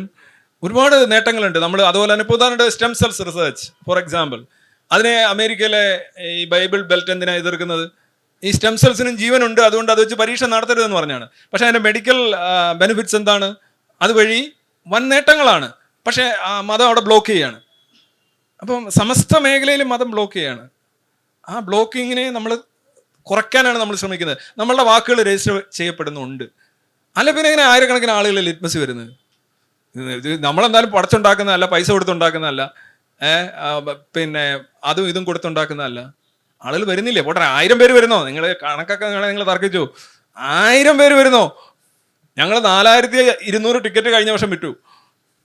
450 രൂപയുടെ 4200 ടിക്കറ്റ് ഓൺലൈനിൽ വിറ്റു കോഴിക്കോട്ടെ സമ്മേളനത്തിന്. അപ്പോൾ അത് കഴിഞ്ഞ് അവിടെ വന്ന് സമ്മേളന സ്ഥലത്ത് വന്ന് രജിസ്റ്റർ ചെയ്തിട്ട് നോക്കൂ. ശരിയാണ്, ന്യൂനപക്ഷമാണ്, മൈനോറിറ്റി പൊസിഷനാണ്, നമ്മൾ പാർശ്വവൽക്കരിക്കപ്പെട്ടിട്ടുണ്ട്, തിരിച്ചടികളുണ്ട്. പക്ഷെ എന്നാലും നമ്മളുണ്ട് കേട്ടോ. ചെറിയൊരു വിളക്ക് കൊളുത്തി വെച്ചിട്ടുണ്ട്, അതിന്റെ പ്രകാശം അത്രയും സ്ഥലത്തെ ഇരുട്ട് മാറ്റും. എനിക്ക് ചോദിക്കാനുള്ളത്, ഇപ്പം ഈ ജ്യോതിഷം ചെയ്യുന്ന ആൾക്കാർ വളരെ എഡ്യൂക്കേഷൻ ഉള്ള ആൾക്കാരും ഉണ്ട്, വളരെ വിദ്യാഭ്യാസം കുറഞ്ഞിട്ടുള്ള ആൾക്കാരും ജ്യോതിഷം ചെയ്യുന്നുണ്ട്. അപ്പം അവർ ഈ ഒരാളെ കാണുമ്പോഴേക്കും മനസ്സിലാക്കുന്ന, ഗസ് ചെയ്യുന്നതിൻ്റെ പിന്നിലുള്ള സൈക്കോളജി, അതിനെ പറ്റിയിട്ട് അറിയണം എന്നുണ്ട്. ഞാൻ അത് താങ്കൾ പകട 13 എന്നുള്ള പുസ്തകം വായിച്ചിട്ടുണ്ടോ? ഇല്ല. ഓക്കെ, അത് ഞാനൊരു എത്രയോ വർഷം, ഒരു 12 വർഷത്തിന് മുമ്പ് എഴുതിയ പുസ്തകമാണ്, DC ബുക്സിൽ കിട്ടും. അപ്പം ഈ ഒരു കാര്യം തന്നെയാണ് നമ്മൾ തിയറി ഓഫ് മൈൻഡ് എന്ന് പറയും. തിയറി ഓഫ് മൈൻഡ് എന്ന് പറഞ്ഞു കഴിഞ്ഞാൽ നമ്മൾ മറ്റൊരാൾ എങ്ങനെ ചിന്തിക്കുന്നു എന്ന് മനസ്സിലാക്കുകയാണ്. ഇത് ജ്യോതിഷി മാത്രമല്ല, നമ്മളും ചെയ്യുന്നുണ്ട്. നിങ്ങൾ എന്ത് ചിന്തിക്കുന്നു? ആക്ച്വലി ഞാൻ പറഞ്ഞില്ലേ, we are radiating with information. നിങ്ങളെക്കുറിച്ച് ഒരുപാട് കാര്യങ്ങൾ പറയുകയാണ്, എങ്ങനെ നിശബ്ദമായിരിക്കും, പക്ഷേ നിങ്ങളിൽ നിന്നിങ്ങനെ ഡേറ്റ ഇങ്ങനെ ഒഴുകുകയാണ്. എനിക്ക് ആ സാധനം വെക്കാണ്ട് പിടിച്ചെടുക്കാൻ പറ്റും. സത്യം, നിങ്ങൾ സംസാരിക്കാതിരുന്നാലും സംസാരിച്ചാലും നമ്മൾ മറ്റുള്ളവരെ മനസ്സിലാക്കുക. നിങ്ങൾക്ക് നിങ്ങളോട് പ്രണയം തോന്നുന്ന ഒരാളിനെ, ഒരു പുരുഷനെ കണ്ടു കഴിഞ്ഞാൽ നിങ്ങൾക്ക് തിരിച്ചറിയാൻ കഴിയുമോ? കഴിയും, കുറേയൊക്കെ കഴിയും. ഇതൊരു റീഡിംഗ് ആണ്. അയാളിൽ നിന്ന് വരുന്ന സംസാരം, അല്ലെന്നുണ്ടെങ്കിൽ പ്രവൃത്തികൾ, ഇതൊക്കെ കാണുമ്പോൾ നമുക്ക് മനസ്സിലാവും എന്തോ കുഴപ്പമുണ്ടല്ലോ എന്ന് ചോദിക്കും, അല്ലേ? ഇതേ കണക്ക് നമ്മൾ സമസ്ത കാര്യങ്ങളിൽ വ്യക്തികളെയും കാര്യങ്ങളെയും ആകാശം നോക്കിയിട്ട് മഴ പെയ്യാൻ സാധ്യതയുണ്ട്, ആ വ്യക്തി കണ്ടിട്ട് അവൻ മിക്കവാറും പണി തരാൻ സാധ്യതയുണ്ട്. നമ്മൾ പ്രവചനം നടത്തുന്നു, പ്രഡിക്ഷൻ നടത്തുന്നു, റീഡ് ചെയ്യുന്നു. നമ്മൾ നടത്തുന്നു, എല്ലാവരും നടത്തുന്നു. ഇപ്പോൾ എന്താണ് പറയുന്നത്? നിങ്ങൾക്ക് അത്ര എക്സ്പീരിയൻസ്ഡ് അല്ലെങ്കിൽ അല്ലാത്തതുകൊണ്ടാണ് ചതിക്കപ്പെട്ടതെന്ന് പറയുന്നത്. എന്താ കാര്യം? നമുക്കിത് ഒരിക്കൽ വന്നു കഴിഞ്ഞാൽ നമ്മൾ ഡേറ്റ ആയിട്ട് സ്വീകരിക്കുന്നു, അതനുസരിച്ച് അടുത്ത കാര്യങ്ങൾ പറയുന്നുണ്ട്. മനസ്സിലായില്ലേ? പെട്ടെന്ന് അതിനകത്ത് ഒരു നോവിസ് ആണെങ്കിൽ, പുതുമുഖമാണെങ്കിൽ നിങ്ങൾ ചതിക്കപ്പെടും. അപ്പോൾ നമ്മൾ ഇതിൻ്റെ മേളിലാണ് ഇരിക്കുന്നത്. നമ്മുടെ അനുഭവങ്ങളുടെ, നമ്മുടെ ഓർമ്മകളുടെ, നമ്മുടെ ധാരണകളുടെ നടുവിലിരിക്കുന്നുണ്ട്. നമ്മൾ കുറേ കൂടെ കഴിയും തോറും നമുക്ക് ഒരുപാട് കാര്യങ്ങൾ അറിയാം. നീ അത് ചെയ്യല്ലേ, ഞാൻ നിന്നോട് പറയാണ്, എനിക്ക് അനുഭവം ഉള്ളതാണ് എന്ന് പറയും. ഇതെല്ലാവരും ചെയ്യുന്ന കാര്യമാണ്. അതിനപ്പുറം 1 ഇഞ്ച് പോലും ഇയാൾക്കില്ല. ഞാൻ പറഞ്ഞല്ലോ, ഒരു അമ്മ വന്ന് ഒരു ജ്യോതിഷയുടെ മുന്നിൽ ഇരിക്കുന്നു, അയാൾക്ക് മനസ്സിലാവും എന്താണ് അമ്മ വരേണ്ട കാര്യം എന്താണ് എൻ്റെ മുന്നിൽ. ഒന്നാമത് അമ്മ അന്ധവിശ്വാസിയാണ്, അമ്മയ്ക്ക് എന്തോ പ്രശ്നമുണ്ട് ഫാമിലി, അത് ഭർത്താവിൻ്റെ കുടിയാകാം, പിള്ളേരുടെ പഠനമാകാം, അല്ലെങ്കിൽ അയൽപക്കത്ത് അതായിരിക്കാം, അല്ല അമ്മായി അമ്മയായിരിക്കാം. ഈ ഒരു 10 കാര്യങ്ങൾ ഇടാന്നുണ്ടെങ്കിൽ ഏതെങ്കിലും 3 കുരുങ്ങി അടിച്ച് അമ്മ അവിടെ വീഴും. എന്നിട്ട് പിന്നെ അമ്മ പറയുന്നില്ല ആഹാ ആഹാ ആഹാ എന്ന് കേട്ടോണ്ടിരിക്കും. നിങ്ങളുടെ ഈ സാധനം ഉണ്ടല്ലോ, ഈ ഫ്രണ്ടൽ കോട്ടക്സ് അങ്ങ് വീണു പോകും. ഈ സാധനം ഇനി മറിഞ്ഞു പോകും. മറിഞ്ഞു പോയി കഴിയുമ്പോൾ പിന്നെ സജസ്റ്റബിലിറ്റിയാണ്. ഞാൻ പറയുന്നത് നിങ്ങൾ ചെയ്യും. കാര്യം നിങ്ങൾ കരുതുന്നു നിങ്ങളെക്കുറിച്ച് എനിക്ക് എന്തൊക്കെയോ അറിയാം. യഥാർത്ഥത്തിൽ എനിക്കൊന്നും അറിയില്ല. ഞാൻ നിങ്ങളെ കുറേ ട്രിക്കുകൾ ഉപയോഗിച്ച് വീഴ്ത്തുകയാണ് ചെയ്തത്. ഞാൻ അങ്ങനെ കുറേ പരീക്ഷണങ്ങൾ അതിനകത്ത് കൊടുത്തിട്ടുണ്ട്. അല്ലാതെ ഈ ഗ്രഹനിലയൊന്നും പഠിക്കേണ്ട കാര്യമില്ല. ഇത് ഗ്രഹനിലയും കൈനോട്ടവും വെറ്റിലയും പിന്നെ താമ്പൂല ജ്യോതിഷം, ഇതിനകത്ത് ഒരു കാര്യമില്ല. ഇത് ആക്ച്വലി മെന്റൽ ഗെയിമാണ്. മനസ്സിലായത്? അത് ഒരിക്കലും അവരൊരു കാര്യവും പറയില്ല. ഞാൻ ഒറ്റ കാര്യം കൊണ്ട് അവസാനിപ്പിച്ചേക്കാം, ഇനിയില്ലല്ലോ. ഇല്ല, ഒരു ഒറ്റ കാര്യം കൂടെ. ഈ യാദൃശ്ചികത പലപ്പോഴും ജ്യോതിഷത്തെ സഹായിക്കാറുണ്ടല്ലോ, അത് എങ്ങനെയാണ് ഇതിനായിട്ട് ബന്ധപ്പെട്ടിട്ടുള്ളതെന്ന് പറയും? അതെ, ഈ യാദൃച്ഛികത ഞാൻ പറഞ്ഞല്ലോ, ഈ ഒരു ചത്തിരിക്കുന്ന ക്ലോക്ക് പോലും 2 പ്രാവശ്യം കറക്റ്റ് സമയം കാണിക്കും എന്ന് പറയുമ്പോൾ നിങ്ങൾ നോക്കുന്ന സമയത്ത് അങ്ങനെയാണ് യാദൃച്ഛികമായിട്ടൊരു കാര്യം തോന്നുന്നു എന്ന് പറഞ്ഞാൽ അതിൻ്റെ റിപ്പീറ്റബിലിറ്റി നോക്കണ്ടേ? അത് വളരെ ഇമ്പോർട്ടൻ്റ് ആണ്. നിങ്ങൾ സയൻറ്റിഫിക് അല്ല എന്ന് പറയുന്നതിൻ്റെ കാര്യം ഇതാ. ഞാൻ ഒറ്റ കാര്യം കൊണ്ട് ഇത് അവസാനിപ്പിക്കാം. ഇന്നിപ്പോൾ വൈകുന്നേരം മറൈൻ ഡ്രൈവ് 7 മണിക്ക് അല്ലെ 5:30 പരിപാടി. അപ്പോൾ ഒരാൾ ഇവിടുന്ന് പറയുകയാണ് ഒരാഴ്ച മുന്നേ ഒരു പ്രവചനം നടത്തുകയാണ്. ആ പ്രവചനം എങ്ങനെയാണ്? 2025 എറണാകുളത്ത് മഴ പെയ്യും എന്നൊരു പ്രവചനം നടത്തുക. നിങ്ങളത് പ്രവചനമായിട്ട് എടുക്കുമോ? ഇല്ല. 2025 ഒരു വർഷം മുഴുവൻ എറണാകുളത്ത് മഴ പെയ്യാതിരിക്കുമോ? എറണാകുളത്ത് എവിടെ എന്ന് നിങ്ങൾ ചോദിക്കും. ഓക്കെ, ഞാൻ ഇനി കുറച്ചുകൂടെ വരിക. ഒക്ടോബർ മാസം എറണാകുളത്ത് മഴ പെയ്യും, നിങ്ങളത് പ്രവചനമായിട്ട് എടുക്കുമോ? ഇന്നിപ്പോൾ കേരളത്തിൽ എല്ലാ മാസവും എല്ലാ ദിവസവും എല്ലായ്പ്പോഴും മഴ പെയ്യുന്നു. ഞങ്ങൾ ലിറ്റ്മസ് അങ്ങോട്ടും ഇങ്ങോട്ടൊക്കെ മാറ്റുമ്പോൾ അവിടെ എല്ലാം മഴ വരികയാണ്. മഴയില്ലാതെ ഇപ്പോൾ ലിറ്റ്മസ് ഇല്ല. അല്ലെ, ക്ലാര വന്നപ്പോൾ മഴ ഉണ്ടായിരുന്നു എന്ന് പറഞ്ഞപ്പോൾ ലിറ്റ്മസ് വരുമ്പോഴെല്ലാം മഴയുണ്ട്. അപ്പോൾ നമ്മൾ വിചാരിച്ചു ഇനി മഴയും ലിറ്റ്മസുമായിട്ട് എന്തെങ്കിലും ബന്ധം കാണുമായിരിക്കും എന്ന് കരുതി. ഓക്കെ, അപ്പോൾ ഒക്ടോബർ വിട്ടിട്ട് അപ്പോൾ പറയുന്നത് ഒക്ടോബറിൽ മഴ പെയ്യാൻ സാധ്യത എന്തായാലും ഉണ്ട്, അതുകൊണ്ട് വലിയ പ്രവചനമാണോ, ഏത് ഡാഷിനും നടത്താമെന്ന് പറയും. അപ്പോൾ നമ്മൾ പറയുന്നു ഇത് ഒക്ടോബർ അല്ലേ സെപ്റ്റംബർ ആക്കും, ചെന്ന് ചേഞ്ച് ചെയ്യും. നമുക്ക് കുറച്ചുകൂടെ ഒരു റിയാലിറ്റി ടച്ച് വരാൻ. സെപ്റ്റംബർ 2ാം പകുതിയിൽ എന്ന് ഞാൻ പറയാം. നമ്മൾ പറയാം കുറച്ചുകൂടെ വരട്ടെ. ഞാൻ പറയും സെപ്റ്റംബർ 28ാം തീയതി എറണാകുളത്ത് മഴ പെയ്യും എന്ന് പറയും. നിങ്ങളത് പ്രവചനമായിട്ട് എടുക്കുമോ? എടുക്കില്ല. കാരണം എറണാകുളം എന്ന് പറഞ്ഞാൽ വലിയൊരു ഡിസ്ട്രിക്റ്റ്. എറണാകുളത്ത് എവിടെ? ഞാൻ പറഞ്ഞ എറണാകുളം ടൗണിൽ മൊത്തത്തിൽ പെയ്യുമോ? അവ ഏക്കത്തില്ല. മൊത്തത്തിൽ ചിലപ്പോൾ പെയ്യണമെന്നില്ല. ഇവിടുന്ന് അങ്ങോട്ട് പോകുമ്പോൾ അവിടെ വെച്ച് മഴ നിൽക്കുന്ന സാധനമൊക്കെ വരാം, ലോക്കലായിട്ട് വരാം. ഞാൻ അങ്ങോട്ടൊരു കാര്യം പറയാം. എറണാകുളത്ത് ഈ മറൈൻ ഡ്രൈവിൽ അക്ഷാംശം രേഖാംശമൊന്നും വേണ്ട, മറൈൻ ഡ്രൈവ് മൊത്തം എടുത്തോ, മൊത്തം കൊടുക്കും. മറൈൻ ഡ്രൈവിൽ സെപ്റ്റംബർ 28ാം തീയതി വൈകുന്നേരം 5:15 മഴ പെയ്യും എന്ന് ഞാൻ പറഞ്ഞാൽ അതൊരു പ്രവചനമല്ലേ? ഇങ്ങനൊരു പ്രവചനം ഒരിക്കലും ജ്യോതിഷി നടത്തത്തില്ല. ഇങ്ങനെ പ്രിസൈസ് ആയിട്ട് സ്പെസിഫിക് ആയിട്ട് ഒരു പ്രവചനവും ഒരു ജ്യോതിഷി നടത്തില്ല. നടത്തി കഴിഞ്ഞാൽ അവൻ്റെ ചീട്ട് കീറിയത് തന്നെ അവൻ അധികം വാഴില്ല. That's all. അപ്പോൾ എന്തായാലും ഇങ്ങനെ ഒരു താങ്ക് യു സർ, ചടങ്ങിന് എന്നെ ക്ഷണിച്ചതിലും എനിക്ക് സംസാരിക്കാൻ അനുവാദം കിട്ടിയതിലും എനിക്ക് വളരെ സന്തോഷം. എല്ലാവരെയും ഒരിക്കൽ കൂടി ലിറ്റ്മസിനെ ക്ഷണിച്ചുകൊണ്ട് താങ്ക് യു.